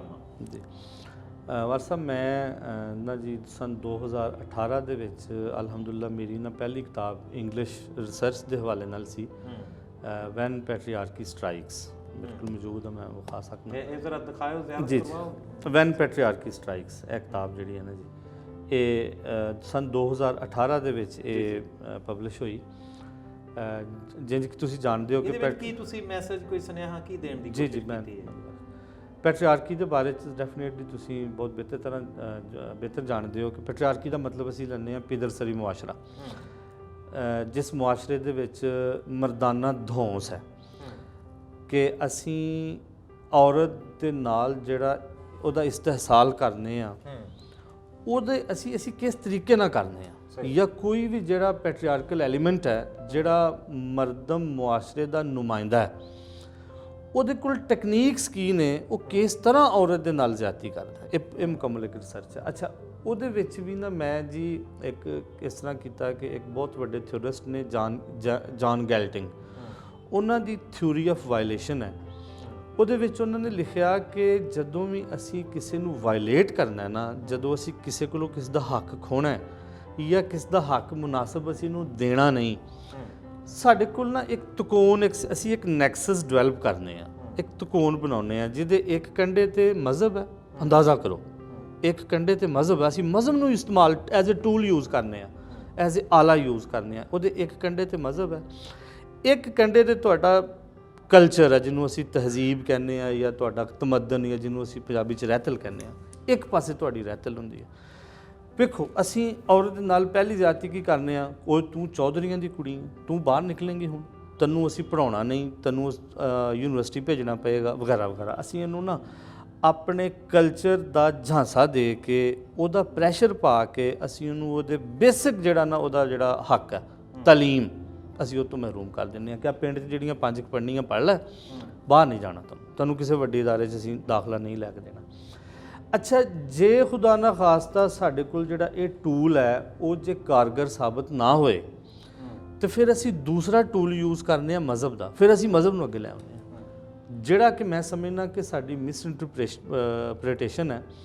ਅਸੀਂ ਮਜ਼ਹਬ ਨੂੰ ਗਲਤ ਤਰੀਕੇ ਨਾਲ ਇਸ ਤਰ੍ਹਾਂ ਯੂਜ਼ ਕਰਨੇ। ਫਿਰ ਅਸੀਂ ਕਹਿੰਦੇ ਹਾਂ ਕਿ ਵੇਖ, ਸਾਡੇ ਇਸਲਾਮ ਨੇ ਵੀ, ਸਾਡੇ ਮਜ਼ਹਬ ਨੇ ਕਿਹਾ ਕਿ ਜੀ ਔਰਤ ਨੂੰ ਇੰਜ ਨਹੀਂ ਕਰਨਾ ਚਾਹੀਦਾ, ਉਹਨੂੰ ਫਲਾਣੀ ਚੀਜ਼ ਪਾ ਲੈਣੀ ਚਾਹੀਦੀ ਹੈ, ਉਹਨੂੰ ਉਹਦਾ ਫਲਾਣੀ ਚੀਜ਼ ਨਜ਼ਰ ਨਾ ਆਵੇ, ਉਹਦਾ ਇਹ ਨਾ ਹੋਏ, ਉਹਦਾ ਸਾਡਾ ਪੂਰੇ ਹੱਕ ਦਿੰਦਾ, ਪੂਰਾ ਹੱਕ।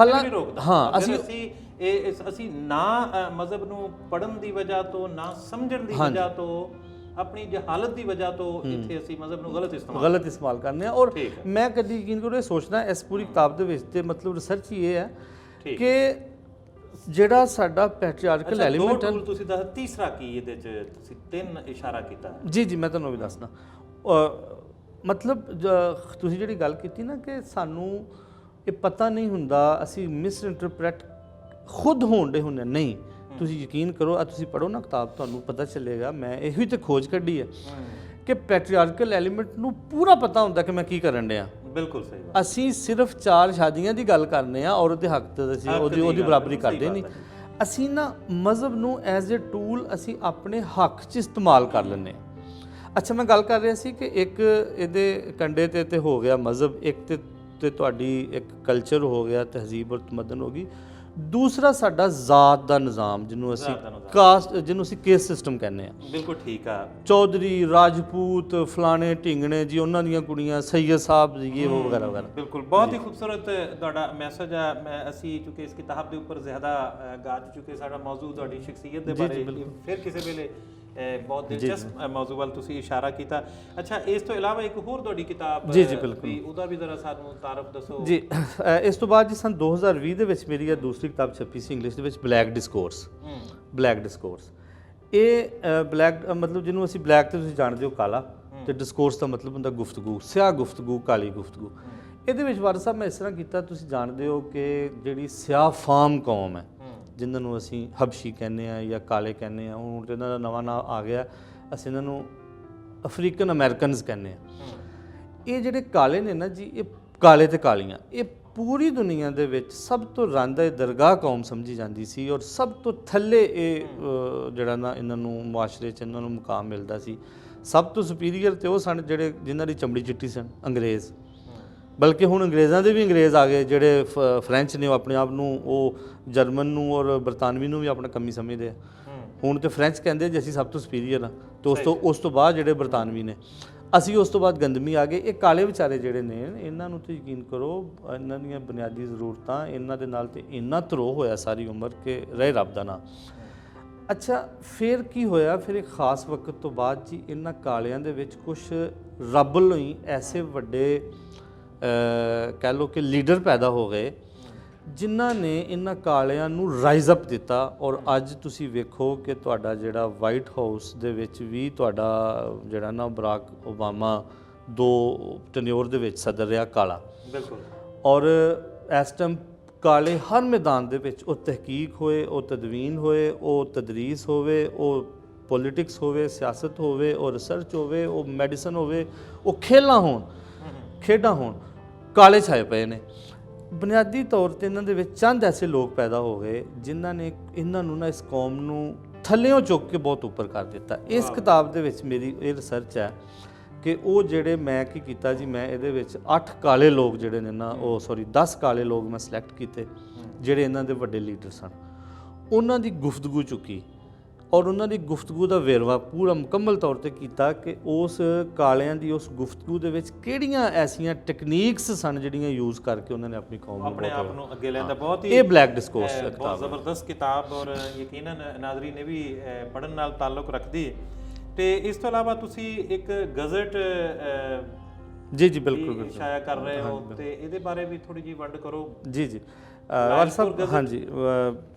ਇਸ ਤੋਂ ਇਲਾਵਾ ਜੀ ਇੱਕ ਮੈਂ ਲਾਇਲਪੁਰ ਗਜ਼ਟ ਜਿਹੜਾ ਨਾ, ਬਲਕਿ ਸਾਹਮਣੇ 27ਵਾਂ ਗਜ਼ਟ ਹੈ ਸਾਡਾ, ਤੇ ਇਹ ਲਾਇਲਪੁਰ ਸਿੱਖ ਵਿਰਸਾ ਜਿਹੜਾ ਫੈਸਲਾਬਾਦ ਦੇ ਵਿੱਚ। ਅੱਛਾ, ਲਾਇਲਪੁਰ ਗਜ਼ਟ ਜਿਹੜਾ ਨਾ ਜੀ, ਇਹ ਵੀ ਮੈਂ ਤੁਹਾਨੂੰ ਦੱਸਾਂ, ਇਹ ਪੰਜਾਬੀ ਕਾ ਤਰ੍ਹਾਂ ਹੀ ਨਾ, ਮੈਂ ਬੜੀ ਸ਼ਿੱਦਤ ਨਾਲ ਮਹਿਸੂਸ ਕੀਤਾ ਕਿ ਸਾਡਾ ਲਾਇਲਪੁਰ ਜਿਹੜਾ ਹੈਗਾ ਜੀ, ਇਹ ਇੰਨਾ ਰਿਚ ਹੈ ਕਲਚਰ ਦੇ ਇਤਬਾਰ ਨਾਲ ਕਿ ਕਮਾਲ। ਲੇਕਿਨ ਅਲਮੀਆ ਇਹ ਹੈ ਕਿ ਅਸੀਂ ਲਾਇਲਪੁਰ ਦੇ ਕਲਚਰ ਨੂੰ ਵੀ ਸਹੀ ਤਰ੍ਹਾਂ ਸਾਂਭ ਨਹੀਂ ਸਕੇ। ਮੈਂ ਇਹ ਇੱਕ ਜ਼ਰੂਰਤ ਮਹਿਸੂਸ ਕੀਤੀ, ਜਾਂ ਮੇਰੇ ਨਾਲ ਪ੍ਰੋਫੈਸਰ ਕਾਮਰਾਨ ਫਜ਼ਲ ਸਾਹਿਬ ਨੇ, ਇਸ ਹਵਾਲੇ ਦੇ ਵਿੱਚ ਉਹ ਮੇਰੇ ਨਾਲ ਨੇ, ਉਹਨਾਂ ਨੇ ਅਸੀਂ ਇਹ ਜ਼ਰੂਰਤ ਮਹਿਸੂਸ ਕੀਤੀ ਕਿ ਯਾਰ ਅਸੀਂ ਪੰਜਾਬ ਦੀ ਰਹਿਤਲ ਨੂੰ ਔਰ ਵਸੇਬ ਨੂੰ ਔਰ ਕਲਚਰ ਨੂੰ ਔਰ ਜ਼ੁਬਾਨ ਨੂੰ ਔਰ ਹਰ ਚੀਜ਼ ਨੂੰ ਤੇ ਸਾਹਮਣੇ ਪਏ ਹਾਂ, ਅਸੀਂ ਸਪੈਸ਼ਲੀ ਜਿਹੜਾ ਨਾ ਲਾਇਲਪੁਰ ਵਾਸਤੇ ਵੀ ਕੁਝ ਕਰੀਏ। ਤੇ ਉਹ ਅਸੀਂ ਜੀ ਕੋਈ ਤਕਰੀਬਨ 12 ਕੁ ਸਫ਼ਿਆਂ ਦਾ ਇੱਕ ਮਹਾਨਾ ਜਿਹੜਾ ਨਾ ਲਾਇਲਪੁਰ ਗਜ਼ਟ ਪਬਲਿਸ਼ ਕਰਨਾ ਸ਼ੁਰੂ ਕਰ ਦਿੱਤਾ, ਜਿਹਦੇ ਵਿੱਚ ਅਸੀਂ ਲਾਇਲਪੁਰ ਦੇ ਹਵਾਲੇ ਨਾਲ ਉਹਨਾਂ ਚੀਜ਼ਾਂ ਨੂੰ ਰੀਡਿਸਕਵਰ ਕੀਤਾ ਜਿਨ੍ਹਾਂ ਨੂੰ ਸਾਡੀਆਂ ਆਉਣ ਵਾਲੀਆਂ ਨਸਲਾਂ ਦਾ ਤਾਂ ਪਤਾ ਹੀ ਨਹੀਂ ਸੀ ਹੋਣਾ, ਮੌਜੂਦਾ ਨਸਲਾਂ ਨੂੰ ਵੀ ਨਹੀਂ ਪਤਾ। ਬਿਲਕੁਲ। ਪੁਰਾਣੇ ਜਿਹੜੇ ਨਹੀਂ ਰਹੇ ਉਹਨਾਂ ਨੂੰ ਤੇ ਜ਼ਾਹਰ ਉਹ ਤੇ ਰਹੇ ਨਹੀਂ ਨਾ ਜਿਨ੍ਹਾਂ ਨੂੰ ਪਤਾ ਸੀ। ਜਿਹੜੀਆਂ ਸਾਡੀਆਂ ਮੌਜੂਦਾ ਨਸਲਾਂ ਨੇ ਨਾ, ਉਹਨਾਂ ਨੂੰ ਵੀ ਲਾਇਲਪੁਰ ਦੀਆਂ ਉਹਨਾਂ ਚੀਜ਼ਾਂ ਦੇ ਬਾਰੇ 'ਚ ਕਤਈ ਤੌਰ ਤੇ ਪਤਾ ਨਹੀਂ ਸੀ ਹੈ। ਤੇ ਅਸੀਂ ਜਨਾਬ ਪੂਰੀ ਖੋਜ ਕਰਕੇ ਉਹਨਾਂ ਚੀਜ਼ਾਂ ਨੂੰ ਸਾਂਭਿਆ, ਉਹਨਾਂ ਚੀਜ਼ਾਂ ਨੂੰ ਪਬਲਿਸ਼ ਕੀਤਾ, ਔਰ ਅਲਹਮਦੁਲਿਲਾ ਅਸੀਂ ਇਹਦੇ ਤਕਰੀਬਨ ਜਿਹੜਾ ਨਾ ਉਹ 32 ਸ਼ੁਮਾਰੇ ਕੱਢ ਚੁੱਕੇ ਹਾਂ। ਇਹ ਵੀ ਸਾਡਾ ਕੁਝ 4 ਸਾਲ ਤੋਂ ਇਹ ਪ੍ਰੋਜੈਕਟ ਚੱਲ ਰਿਹਾ ਤੇ ਕੋਈ ਕਦੀ ਇਹ ਮਹੀਨੇ ਬਾਅਦ ਨਿਕਲ ਆਉਂਦਾ, ਕਦੀ 2 ਮਹੀਨੇ ਬਾਅਦ ਨਿਕਲ ਆਉਂਦਾ। ਇਹ ਅਸੀਂ ਲਾਇਲਪੁਰ ਗਜ਼ਟ ਵੀ ਅਲਹਮਦੁਲਿਲਾ ਚਲਾ ਰਹੇ ਹਾਂ। ਹੋਰ ਵੀ ਕੁਝ ਰਸਾਇਲ ਮੈਂ ਤੁਹਾਡੇ ਵੇਖੇ ਜਿਹਦੇ ਤੁਹਾਡਾ ਕੁਝ ਨਾ ਕੁਝ ਕੰਟਰੀਬਿਊਸ਼ਨ ਆ, ਤੁਹਾਡੇ ਹੋਰ ਦੋਸਤ ਵੀ ਜੀ ਕਰ ਰਹੇ ਆ। ਬਿਲਕੁਲ। ਤੇ ਨਾਜ਼ਰੀਨ, ਪ੍ਰੋਫੈਸਰ ਵਕਾਸ ਅਹਿਮਦ ਵਿਰਕ ਦੀ ਜਿਹੜੀ ਸ਼ਖਸੀਅਤ ਆ, ਸਨਅਦਬੀ ਇਹਨਾਂ ਦਾ ਪਾਸਾ ਹੈ, ਉਹ ਬੜਾ ਵਸੀਹ ਆ ਤੇ ਇੰਨੇ ਪ੍ਰੋਗਰਾਮ ਦੇ ਵਿੱਚ ਉਹ ਸਾਰੇ ਨੂੰ ਸਮੇਟਣਾ ਮੈਨੂੰ ਤਾਂ ਔਖਾ ਜਾਪ ਰਿਹਾ ਹੈ। ਅਸੀਂ ਬਸ ਟੱਚ ਦਿੰਦੇ ਜਾ ਰਹੇ ਹਾਂ ਕਿਉਂਕਿ ਅਸੀਂ ਇਹਨਾਂ ਖੂਬਸੂਰਤ ਸ਼ੇਅਰ ਵੀ ਕਹਿੰਦੇ ਨੇ, ਇਹਨਾਂ ਤੋਂ ਸ਼ਾਇਰੀ ਵੀ ਸੁਣਾਂਗੇ। ਤੇ ਮੈਂ ਥੋੜਾ ਜਿਹਾ ਇੱਕ ਵਾਰੀ ਫਿਰ ਪੰਜਾਬੀ ਵੱਲ ਤੇ ਐਂਡ ਤੇ ਨਾ ਉਰਦੂ ਜਿਹੜਾ ਤੁਹਾਡੀ ਕਿਤਾਬ ਦਾਇਰੇ ਜੀ ਬਿਲਕੁਲ, ਹਾਂਜੀ, ਇਹਦੇ ਵਿੱਚੋਂ ਵੀ ਅਸੀਂ ਕੁਝ ਨਾ ਕੁਝ ਸੁਣਨਾ। ਬਿਲਕੁਲ। ਤੇ ਮੈਂ ਉਸ ਤੋਂ ਪਹਿਲੇ ਪੰਜਾਬੀ ਦਾ ਜਿਹੜਾ ਮੌਜੂ ਆ ਨਾ, ਉਹ ਸਾਡਾ ਉਹਦੇ 'ਚ 1-2 ਸਵਾਲ ਮੈਂ ਹੋਰ ਮਹਿਸੂਸ ਕਰ ਰਿਹਾ। ਜੀ ਬਿਲਕੁਲ। ਤੇ ਤੁਸੀਂ ਇਹ ਪੰਜਾਬੀ ਦਾ ਮੁਸਤਕਬਲ ਕੀ ਮਹਿਸੂਸ ਕਰ ਰਹੇ ਹੋ? ਜੀ ਮੈਂ ਵਾਰ ਸਾਹਿਬ ਸੱਚੀ ਗੱਲ ਦੱਸਾਂ ਤੁਹਾਨੂੰ ਜੀ, ਮੈਂ ਬਹੁਤ ਜ਼ਿਆਦਾ ਇਹ ਸਾਰੇ ਮੰਜ਼ਰਨਾਮੇ ਨੂੰ ਬਹੁਤ ਕਰੀਬ ਤੋਂ ਹੋ ਕੇ ਮੈਂ ਜਾਣਿਆ ਔਰ ਜਾਣਨ ਦੀ ਕੋਸ਼ਿਸ਼ ਕੀਤੀ। ਮੈਂ ਆਪਣੇ ਆਪ ਨੂੰ ਨਾ ਪੰਜਾਬੀ ਕਲਚਰ ਦਾ ਔਰ ਜ਼ੁਬਾਨ ਦਾ ਇੱਕ ਤਾਲਿਬ ਇਲਮ ਸਮਝਣਾ। ਮੈਂ ਪਹਿਲੇ ਵੀ ਗੁਜ਼ਾਰਿਸ਼ ਕੀਤੀ ਕਿ ਮੈਂ ਬਹਿਸੀਅਤ ਮਜ਼ਮੂਨ ਮੈਂ ਪੰਜਾਬੀ ਨੂੰ ਨਹੀਂ ਪੜ੍ਹਿਆ, ਲੇਕਿਨ ਪੰਜਾਬੀ ਦੀ ਮਿੱਟੀ ਨੂੰ ਯਕੀਨ ਕਰੋ, ਜਦੋਂ ਵੀ ਮੈਂ ਹੱਥ 'ਚ ਲੈ ਕੇ ਗਿੱਲੀ ਮਿੱਟੀ ਨੂੰ ਘੁੱਟਾਂ ਤੇ ਐਸੀਆਂ ਸ਼ਕਲਾਂ ਬਣਦੀਆਂ ਨੇ ਕਿ ਉਹ ਮਤਲਬ ਬਹੁਤ ਹੀ ਮਜ਼ਾ ਦਿੰਦੀਆਂ ਨੇ। ਪੰਜਾਬੀ ਨੂੰ ਮੈਂ ਆਪਣੇ ਪੰਜਾਬੀ ਮਿੱਟੀ ਨੂੰ, ਪੰਜਾਬੀ ਰਹਿਤਲ ਨੂੰ, ਪੰਜਾਬੀ ਜ਼ੁਬਾਨੋ ਅਦਬ ਨੂੰ ਮੈਂ ਬਹੁਤ ਕੋਲੋਂ ਹੋ ਕੇ ਮਹਿਸੂਸ ਕਰਨਾ। ਅੱਛਾ, ਲੇਕਿਨ ਮੈਂ ਜੇ ਸੱਚੀ ਗੱਲ ਕਰਾਂ ਤਾਂ ਮੈਂ ਇਹ ਕਹਾਂਗਾ ਤੁਹਾਨੂੰ ਕਿ ਹਾਂ, ਕਰਨੀ ਸੱਚੀ ਹੈ ਕਿ 1947 ਤੋਂ ਲੱਗ ਕੇ ਜਦੋਂ ਦੇ ਅਜਾੜੇ ਪਏ ਅੱਜ ਤੱਕ ਜਿੱਥੇ ਪੰਜਾਬੀ ਖੜੀ ਹੈ ਨਾ, ਮੈਨੂੰ ਆਉਣ ਵਾਲੇ ਕੋਈ 50 ਸਾਲ 100 ਸਾਲ ਹੋਰ ਵੀ ਪੰਜਾਬੀ ਇੱਥੇ ਦੀ ਇੱਥੇ ਖੜੀ ਨਜ਼ਰ ਆਉਂਦੀ ਹੈ। ਵਾਹ। ਅੱਛਾ, ਇਹ ਕੋਈ ਲਿਖਣ ਪੜ੍ਹਨ ਦੀ ਜ਼ਬਾਨ ਬਣ ਸਕਦੀ ਹੈ ਕਿ ਇਹ ਜਵਾਬ, ਇਹ ਪਹਿਲੇ ਤੁਹਾਡੇ ਜਵਾਬ ਨੂੰ ਕਾਫੀ ਸਮਝਿਆ ਜਾਏ? ਨਹੀਂ, ਮੈਂ ਥੋੜਾ ਜਿਹਾ ਮੈਂ ਇਹਨੂੰ ਥੋੜਾ ਵਧਾ ਦਿੰਦਾ ਗੱਲ ਨੂੰ ਕਿ ਸਾਨੂੰ ਨਾ 2-3 ਕੰਮ ਕਰਨੇ ਪੈਣੇ ਨੇ। ਸਭ ਤੋਂ ਪਹਿਲੇ ਤੇ ਸਾਨੂੰ ਇੱਕ ਜਿਹੜੀ ਹੈ ਨਾ ਉਹ ਜ਼ੁਬਾਨ ਇਹ ਪੜ੍ਹਾਉਣੀ ਪੈਣੀ ਹੈ ਹਰ ਸੂਰਤ, ਲਾਜ਼ਮੀ ਮਜ਼ਮੂਨ ਕਰਕੇ। ਜੇ ਅਸੀਂ ਨਾ ਪੜ੍ਹਾਈ, ਜੇ ਅਸੀਂ ਆਪਸ਼ਨਲ ਵੀ ਰੱਖੀ ਤੇ ਯਕੀਨ ਕਰੋ ਕਿਸੇ ਨੇ ਨਹੀਂ ਜੇ ਪੜ੍ਹਨੀ। ਸਹੀ ਬਾਤ। ਮੈਨੂੰ ਤੁਸੀਂ ਇੱਕ ਗੱਲ ਦੱਸੋ ਕਿ ਇੱਥੇ ਫਾਰਸੀ, ਮੈਨੂੰ ਯਾਦ ਹੈ ਚੰਗੀ ਤਰ੍ਹਾਂ, ਮੈਂ ਜਦੋਂ 5ਵੀਂ 6ਵੀਂ ਵਿੱਚ ਸੀ ਅਸੀਂ ਫਾਰਸੀ ਪੜ੍ਹਦੇ ਹੁੰਦੇ ਸੀ। ਇਹ ਫਾਰਸੀ ਕਿੱਥੋਂ ਆਈ? ਇਸ ਵਾਸਤੇ ਕਿ ਮੁਗਲ ਐਮਪਰਰਸ ਦੀ ਜ਼ੁਬਾਨ ਸੀ, ਮੁਗਲ ਬਾਦਸ਼ਾਹਾਂ ਦੀ Farsi, Persian was the language of Mughal emperors. ਉਹਨਾਂ ਨੇ ਪੜ੍ਹਾਈ ਤੇ ਇੱਥੇ ਹਿੰਦੂ ਸ਼ਾਇਰਾਂ ਨੇ ਫਾਰਸੀ ਵਿੱਚ ਨਾਤੀਆ ਕਲਾਮ ਵੀ ਕਹੇ। ਅੱਛਾ, ਅਰਬੀ ਸਾਡੀ ਮਜ਼ਹਬੀ ਜ਼ੁਬਾਨ ਹੈ। ਇਹ ਅਸੀਂ ਆਪਣੀ ਜ਼ਿੰਮੇਵਾਰੀ ਮਹਿਸੂਸ ਕਰਨੇ ਆ ਕਿ ਅਸੀਂ ਸਵੇਰ ਆਪਣੇ ਬਾਲ ਨੂੰ ਮਸੀਤੇ ਭੇਜੀਏ ਤੇ ਉਹ ਜਾ ਕੇ ਉੱਥੇ ਬਹਿ ਕੇ ਅਰਬੀ ਪੜ੍ਹੇ। ਪੰਜਾਬੀ ਵਾਸਤੇ ਵੀ ਸਾਨੂੰ ਕੋਈ ਇਹੋ ਜਿਹਾ ਸਟੈਪ ਲੈਣਾ ਪੈਣਾ। ਜੇ ਅਸੀਂ ਇਹ ਸਟੈਪ ਨਾ ਲਿਆ ਤੇ ਆਉਣ ਵਾਲੇ ਕੁਝ ਹੋਰ ਸਾਲਾਂ ਬਾਅਦ ਫਿਰ ਅਸੀਂ ਆਪਣੇ ਆਪ ਨੂੰ, ਮੇਰਾ ਖਿਆਲ, ਪੰਜਾਬੀ ਕਹਿਲਵਾਣਾ ਜਾਂ ਕਹਿਣਾ ਵੀ ਸਾਡੇ ਲਈ ਔਖਾ ਨਹੀਂ ਹੋ ਜਾਏਗਾ। ਚੰਦ ਬੰਦੇ ਇਸ ਗੱਲ ਨੂੰ ਚੁੱਕੀ ਫਿਰਦੇ ਨੇ, ਤੁਹਾਡੇ ਵਰਗੇ ਇੱਕ ਲੋਕ ਜਿਨ੍ਹਾਂ ਦੇ ਦਿਲ 'ਚ ਜਜ਼ਬਾ ਹੈ, ਮੇਰੇ ਵਰਗੇ ਲੋਕ ਜਾਂ ਹੋਰ ਚੰਦ ਸਾਡੇ ਦੋਸਤ ਆਲੇ ਦੁਆਲੇ ਹੈ ਨੇ। ਲੇਕਿਨ ਸੱਚੀ ਗੱਲ ਇਹ ਹੈ ਕਿ ਇਹ ਕੰਮ ਬਹੁਤ ਔਖਾ ਹੈ। ਇਹਦੇ ਵਾਸਤੇ ਬੜੀ ਮਿਹਨਤ ਦੀ ਲੋੜ ਹੈ ਔਰ ਬੜੀ ਖਲੂਸ ਔਰ ਜਜ਼ਬੇ ਦੀ ਲੋੜ ਹੈ। ਔਰ ਮੈਂ ਫਿਰ ਗੱਲ ਕਰਾਂਗਾ ਕਿ ਇਸ ਜ਼ੁਬਾਨ ਨੂੰ ਇੰਟਰਨੈਸ਼ਨਲ ਜ਼ੁਬਾਨਾਂ ਨਾਲ, ਇੰਟਰਨੈਸ਼ਨਲ ਰਿਸਰਚ ਨਾਲ ਔਰ ਇੰਟਰਨੈਸ਼ਨਲ ਤਖਲੀਕ ਨਾਲ, ਕ੍ਰੀਏਸ਼ਨ ਦੇ ਨਾਲ ਜੋੜਨ ਦੀ ਲੋੜ ਹੈ।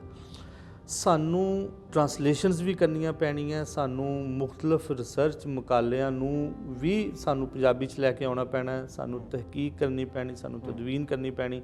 ਜੇ ਇਹ ਨਾ ਕੰਮ ਕੀਤਾ ਤੇ ਇਹ ਜਿੱਥੇ ਖਲੋਤੀ ਉੱਥੇ ਖਲੋਤੀ ਰਹੇਗੀ ਔਰ ਨਾਲ ਇਹ ਸਾਨੂੰ ਐਜ਼ ਏ ਮਜ਼ਮੂਨ ਲਾਜ਼ਮੀ ਪੜ੍ਹਾਉਣੀ ਪੈਣੀ ਹੈ। ਬਿਲਕੁਲ। ਜੇ ਨਾ ਪੜ੍ਹਾਈ ਫਿਰ ਨਹੀਂ ਕੁਛ ਵੀ ਹੋਣਾ।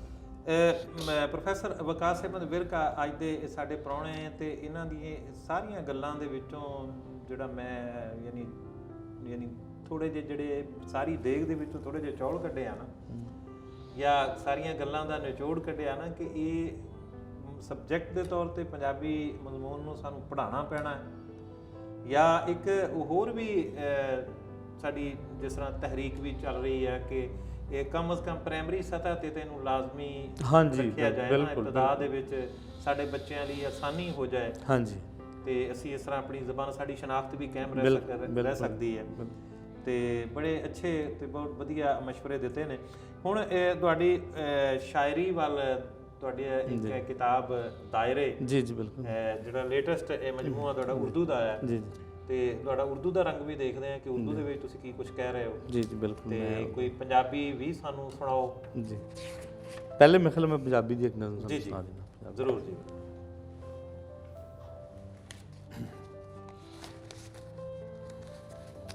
ਨਾਜ਼ਰੀਨ ਪ੍ਰੋਫੈਸਰ ਵਕਾਸ ਅਹਿਮਦ ਵਿਰਕ ਜਿੱਥੇ ਖੋਜਕਾਰ ਨੇ ਨਸਰ ਦੇ ਉੱਪਰ ਕੰਮ ਕਰ ਰਹੇ ਨੇ ਇਹਨਾਂ ਦੀ ਸ਼ਾਇਰੀ ਵੀ ਅਸੀਂ ਜਿਹੜੀ ਪੜ੍ਹ ਸੁਣ ਰਹੇ ਹਾਂ ਬਹੁਤ ਵਧੀਆ ਤੇ ਅੱਜ ਤੁਸੀਂ ਵੀ ਸੁਣੋ ਯਕੀਨਨ ਸਵਾਦ ਮਾਣੋ ਜੀ ਬਹੁਤ ਸ਼ੁਕਰੀਆ ਹਵਾਰ ਸਾਹਿਬ ਨਜ਼ਮ ਦਾ ਉਨਵਾਨ ਜੇ ਨਜ਼ਮ ਤੇ ਮੈਂ ਵਾਹ ਨਜ਼ਮ ਨੇ ਮੈਨੂੰ ਜਦ ਵੀ ਲਿਖਿਆ ਨਜ਼ਮ ਨੇ ਮੈਨੂੰ ਜਦ ਵੀ ਲਿਖਿਆ ਪੈਰੀ ਵੰਗਾ ਪਾ ਕੇ ਮੈਨੂੰ ਐਸਾ ਨਾ ਖਿੱਚੀ ਮਾਰੀ ਵਾਹ ਜਿਵੇਂ ਪੰਧ ਮੁਕਾਵਣ ਕਾਰਨ ਪਸੂ ਹੁਜੇ ਜਾਵਣ ਵਾਹ ਜੀ ਵਾਹ ਵਾਹ ਜੀ ਵਾਹ ਨਜ਼ਮ ਨੇ ਮੈਨੂੰ ਜਦ ਵੀ ਲਿਖਿਆ ਪੈਰੀ ਵੰਗਾ ਪਾ ਕੇ ਮੈਨੂੰ ਐਸਾ ਨਾ ਖਿੱਚੀ ਮਾਰੀ ਕੀ ਬਾਤ ਹੈ ਜਿਵੇਂ ਪੰਧ ਮੁਕਾਵਣ ਕਾਰਨ ਪਸੂ ਹੁਜੇ ਜਾਵਣ ਵਾਹ ਜੀ ਵਾਹ ਜਿਵੇਂ ਨਵੇਂ ਬਹਾਰ ਦੇ ਪੰਛੀ ਖੁੱਲ ਉਡਾਰੀ ਮਾਰਨ ਵਾਹ ਫੇਰ ਵੀ ਮਾਰ ਨਾ ਸਕਣ ਕੀ ਬਾਤ ਹੈ ਕੀ ਬਾਤ ਹੈ ਨਜ਼ਮ ਨੇ ਮੈਨੂੰ ਜਦ ਵੀ ਲਿਖਿਆ ਲਾ ਸ਼ਊਰ ਦੀ ਤੱਤੀ ਰੇਤ ਨੂੰ ਅਕਲ ਨੇ ਬੁੱਕਲ ਦੇ ਵਿੱਚ ਲੈ ਕੇ ਹੁੰਜਿਆ ਵਾਹ ਮੇਰੀ ਹੋਂਦ ਦਾ ਇਹ ਜਿਹਾ ਮਸਲਾ ਛਿੜਿਆ ਮੇਰੇ ਉੱਤੇ ਲਿਖੀ ਨਜ਼ਮ ਦਾ ਇੱਕ ਇੱਕ ਅੱਖਰ ਸੱਥਰ ਉੱਤੇ ਬਹਿ ਕੇ ਰੋਇਆ ਕੀ ਬਾਤ ਹੈ ਕੀ ਬਾਤ ਨਜ਼ਮ ਨੇ ਮੈਨੂੰ ਜਦ ਵੀ ਲਿਖਿਆ ਲਾ ਸ਼ਊਰ ਦੀ ਤੱਤੀ ਰੇਤ ਨੂੰ ਅਕਲ ਨੇ ਬੁੱਕਲ ਦੇ ਵਿੱਚ ਲੈ ਕੇ ਹੁੰਜਿਆ ਮੇਰੀ ਹੋਂਦ ਦਾ ਇਹ ਜਿਹਾ ਮਸਲਾ ਛਿੜਿਆ ਮੇਰੇ ਉੱਤੇ ਲਿਖੀ ਨਜ਼ਮ ਦਾ ਇੱਕ ਇੱਕ ਅੱਖਰ ਸੱਥਰ ਉੱਤੇ ਬਹਿ ਕੇ ਰੋਇਆ ਵਾਹ ਵਾਹ ਵਾਹ ਜੀ ਨਜ਼ਮ ਨੇ ਮੈਨੂੰ ਜਦ ਵੀ ਲਿਖਿਆ ਨਜ਼ਮ ਨੇ ਮੈਨੂੰ ਜਦ ਵੀ ਲਿਖਿਆ ਨਜ਼ਮ ਨੇ ਮੈਨੂੰ ਜਦ ਵੀ ਲਿਖਿਆ ਮਰਨ ਨੂੰ ਕਾਲੀ ਸਾਹ ਦੀ ਨੇਰੀ ਮੇਰੀ ਹੋਂਦ ਤੇ ਖੇੜੇ ਨਾ ਹੱਸੀ ਹਾਸਾ ਸੋਨੂੰ ਉੱਥੋਂ ਛੜਿਆ ਕੀ ਬਾਤ ਹੈ ਮਰਨ ਨੂੰ ਕਾਲੀ ਨਜ਼ਮ ਨੇ ਮੈਨੂੰ ਜਦ ਵੀ ਲਿਖਿਆ ਮਰਨ ਨੂੰ ਕਾਲੀ ਸਾਹ ਦੀ ਨੇਰੀ ਮੇਰੀ ਹੋਂਦ ਤੇ ਖੇੜੇ ਨਾ ਹੱਸੀ ਹਾਸਾ ਸੋਨੂੰ ਉੱਥੋਂ ਛੜਿਆ ਜੀਬ ਨੂੰ ਮਾਰ ਕੇ ਗੰਢ ਪੇਚਵੀਂ ਹੋਂਦ ਆਪਣੀ ਦੀ ਰਾਖ ਉਡਾ ਕੇ ਬੈਠਾ ਹੀ ਸਾਂ ਵਾਹ ਵਾਹ ਜੀਬ ਨੂੰ ਮਾਰ ਕੇ ਗੰਢ ਪੇਚਵੀਂ ਹੋਂਦ ਆਪਣੀ ਦੀ ਰਾਖ ਉਡਾ ਕੇ ਬੈਠਾ ਹੀ ਸਾਂ ਢੋਲੀ ਢੋਲ ਵਜਾਉਣ ਲੱਗ ਪਏ ਨਾਚੇ ਨੱਚਣ ਗਾਵਣ ਲੱਗ ਪਏ ਵਾਹ ਸ਼ੁਕਰੀਆ ਬਹੁਤ ਹੀ ਵਧੀਆ ਪ੍ਰੋਫੈਸਰ ਵਕਾਸ ਵਿਰਕ ਦੀ ਪੰਜਾਬੀ ਨਜ਼ਮ ਹੈ ਔਰ ਬਿਲਕੁਲ ਹੀ ਜਿਵੇਂ ਕਿ ਇਹਨਾਂ ਨੇ ਸੁਨੇਹਾ ਦਿੱਤਾ ਸੀ ਕਿ ਕੋਈ ਇਨਫਰਾਦੀ ਚੀਜ਼ਾਂ ਇਨਫਰਾਦੀ ਸੋਚ ਸ਼ਾਇਰੀ ਵਿੱਚ ਸਾਡੇ ਨੌਜਵਾਨ ਲੈ ਕੇ ਆਉਣ ਤੇ ਉਹ ਨਜ਼ਰ ਆ ਰਹੀ ਹੈ ਉਹਨਾਂ ਦੀ ਸ਼ਾਇਰੀ ਦੇ ਵਿੱਚ ਕੋਈ ਉਰਦੂ ਕਿਤਾਬ ਦੇ ਬਾਰੇ ਵੀ ਥੋੜੀ ਜੀ ਗੱਲ ਕਰ ਦਿਓ ਤੇ ਕੁਝ ਇਹਦੇ ਵਿੱਚੋਂ ਵੀ ਇਨਾਇਤ ਕਰ ਦਿਓ ਜੀ ਉਰਦੂ ਕਿਤਾਬ ਵਾਰ ਸਾਹਿਬ ਮੇਰੀ ਕਿਤਾਬ ਆ ਅਗਸਤ ਸਨ 2021 ਦੇ ਵਿੱਚ ਪਬਲਿਸ਼ ਹੋਈ ਜੀ ਦਾਇਰੇ ਵਾਹ ਵਾਹ ਤੇ ਦਾਇਰੇ ਬੁਨਿਆਦੀ ਤੌਰ ਤੇ ਜੀ ਮੈਨੂੰ ਰਫੀਕ ਸੰਦੇਲਵੀ ਸਾਹਿਬ ਦਾ ਇੱਕ ਸ਼ੇਰ ਬਹੁਤ ਹਮੇਸ਼ਾ ਉਹਨੇ ਫੈਸੀਨੇਟ ਕੀਤਾ ਔਰ ਮੈਂ ਆਪਣੇ ਆਪ ਨੂੰ ਨਾ ਉਸ ਸ਼ੇਰ ਦੇ ਤਿਲਸਮ ਦੇ ਵਿੱਚ ਹਮੇਸ਼ਾ ਮਹਿਸੂਸ ਕਰਨਾ ਕਿ मैं कौस तोड़ के निकला तो ये खबर ही न थी मैं कौस तोड़ के निकला तो ये खबर ही न थी कि दायरों से परे भी हैं दायरे मौजूद ਤੇ ਮੇਰੇ ਇੱਕ ਬਹੁਤ ਅੱਛੇ ਮਿੱਤਰ ਜਿਹੜੇ ਨਾ ਸਲਮਾਨ ਜਾਜ਼ਬ ਸਾਹਿਬ ਉਹਨਾਂ ਦਾ ਸ਼ੇਰ ਤੇ ਮੈਂ ਆਪਣੀ ਕਿਤਾਬ ਦਾ ਹਿੱਸਾ ਬਣਾਇਆ ਕਿ ਤਬੇ ਆਜ਼ਾਦਾ ਰਹੋ ਮੁਸਕਰਾ ਕੁਛ ਸਰਾ ਬੇਕਰਾਂ ਜੁਸਤਜੂ ਮਾ ਹਸਲ ਦਾਇਰੇ ਵਾਰ ਸਾਹਿਬ ਅਸੀਂ ਇਸ ਦੁਨੀਆ ਦੇ ਵਿੱਚ ਨਾ ਹਦੂਦੋ ਕਿਊਦ ਦੇ ਵਿੱਚ ਦਾਇਰਿਆਂ ਦੇ ਵਿੱਚ ਇਸ ਤਰ੍ਹਾਂ ਮੁਕੱਯਦ ਹੋ ਚੁੱਕੇ ਹਾਂ ਇਸ ਤਰ੍ਹਾਂ ਬੱਝੇ ਹੋਏ ਹਾਂ ਕਿ ਉਹ ਜਿਵੇਂ ਮੈਂ ਨਜ਼ਮ ਵੀ ਕਿਹਾ ਕਿ ਜਿਵੇਂ ਨਵੀਂ ਬਹਾਰ ਦੇ ਪੰਛੀ ਖੁੱਲ੍ਹ ਉਡਾਰੀ ਮਾਰਨ ਫਿਰ ਵੀ ਮਾਰ ਨਾ ਸਕਣ ਅਸੀਂ ਜਿੰਨੀ ਵੀ ਉਡਾਰੀ ਮਾਰੀ ਅਸੀਂ ਕਿੱਥੇ ਜਾਣਾ ਅਸੀਂ ਖਾਸ ਦਾਇਰਾ ਅਸੀਂ ਦਾਇਰਾ ਤੋੜਦੇ ਵੀ ਹਾਂ ਤੇ ਫਿਰ ਕਿਸੇ ਦਾਇਰੇ 'ਚ ਹੀ ਹੁੰਦੇ ਬੇਸਿਕਲੀ ਇਹ ਮੇਰੀਆਂ ਆਪਣੀਆਂ ਇੱਕ ਜ਼ਾਤ ਦੀਆਂ ਉਲਝਣਾਂ ਇੱਕ ਅੰਦਰੂਨੀ ਕੈਫੀਆਤ 'ਤੇ ਮੁਸ਼ਤਮਲ ਸਾਰੀਆਂ ਨਜ਼ਮਾਂ ਦੀ ਕਿਤਾਬ ਹੈ ਅਤੇ ਤੁਸੀਂ ਜੋ ਕਿ ਫਰਮਾਇਆ ਅਤੇ ਮੈਂ ਜ਼ੇਨ 'ਤੇ ਮੇਰਾ ਸੀ ਕਿ ਮੈਂ ਤੁਹਾਨੂੰ ਜਿਹੜਾ ਨਾ ਪੰਜਾਬੀ ਹੀ ਲੈ ਕੇ ਆਇਆ ਸੀ, ਲੇਕਿਨ ਤੁਸੀਂ ਕਿਹਾ ਤੇ ਹੁਣ ਮੈਂ ਤੁਹਾਨੂੰ ਇੱਕ ਉਰਦੂ ਨਜ਼ਮ ਵੀ ਸੁਣਾ ਦਿੰਦਾ। ਕਿਉਂਕਿ ਤੁਹਾਡੀ ਇਹ ਕਿਤਾਬ ਆ, ਇਹਦਾ ਤਜ਼ਕਰਾ ਔਰ ਇਹਦੇ ਵਿੱਚੋਂ ਵੀ ਕੋਈ ਚੀਜ਼ ਤਾਂ ਚੱਕਣੀ ਆ ਨਾ। ਜੀ ਜੀ ਜੀ ਬਿਲਕੁਲ। ਮੈਂ ਨਾ ਜੀ ਕਿਉਂਕਿ ਆਪਣੇ ਆਪ ਨੂੰ ਜ਼ਿਆਦਾਤਰ ਨਜ਼ਮ ਦੇ ਵਿੱਚ ਹੀ ਰੱਖਿਆ, ਤੇ ਉਹ ਪਹਿਲੀ ਜਿਹੜੀ ਤੁਹਾਨੂੰ ਨਜ਼ਮ ਸੁਣਾਈ ਆ ਉਹ ਵੀ ਨਜ਼ਮ ਤੇ ਆਪਣੇ ਹਵਾਲੇ ਨਾਲ ਸੀ, ਤੇ ਇਹ ਵੀ ਤੁਹਾਨੂੰ ਨਾ ਮੈਂ ਇੱਕ ਨਜ਼ਮ ਦੇ ਹਵਾਲੇ ਨਾਲ ਹੀ ਇੱਕ ਨਜ਼ਮ ਸੁਣਾ ਦਿੰਦਾ ਜੀ। ਪਰ ਸਭ ਨਜ਼ਮ ਦਾ नुआन जे सही है नाकाम जी। वाह। सुलग रही है सरूद गम से फ़ज़ाए तख़यील व शेर व नगमा, वाह। तमाम अफकार जल रहे हैं। वाह। सुलग रही है सरूद गम से फ़ज़ाए तख़यील व शेर व नगमा, तमाम अफकार जल रहे हैं। मैं इनको तरतीब किस तरह दूँ, मैं नज़म लिखूँ तो किस तरह से। क्या बात, क्या बात। नवाए आतिश बयां के शोले ठिठर रहे हैं, तमाम मजमू सिमट रहे हैं, सिमट के होंठों पे जम रहे हैं। वाह। जनू है बाकी न होश कायम, अलम है दायम, मगर ये आज़ार कौन जाने। वो बेकसी है नदीम मेरे कि तेरा हर एक हरफ शीरी सफ़ीना हाय ज़हूर आसा नहीं रहा है। वाह। कलम रवानी में कैसे आए कि चश्म हैरा फ़गार दामा, तही है जुरात अश्क तर से अनीस मेरे। वफा की रिफत है सर कशीदा, नमूद आहंग सर नगू है, मैं नज़म लिखूं तो किस तरह से। वाह। मैं नज़म लिखूं तो किस तरह से। बहुत ही खूबसूरत पंजाबी। मैं तो पंजाबी नज़म के सरूर चो हले बाहर नहीं आया। बहुत मेहरबानी।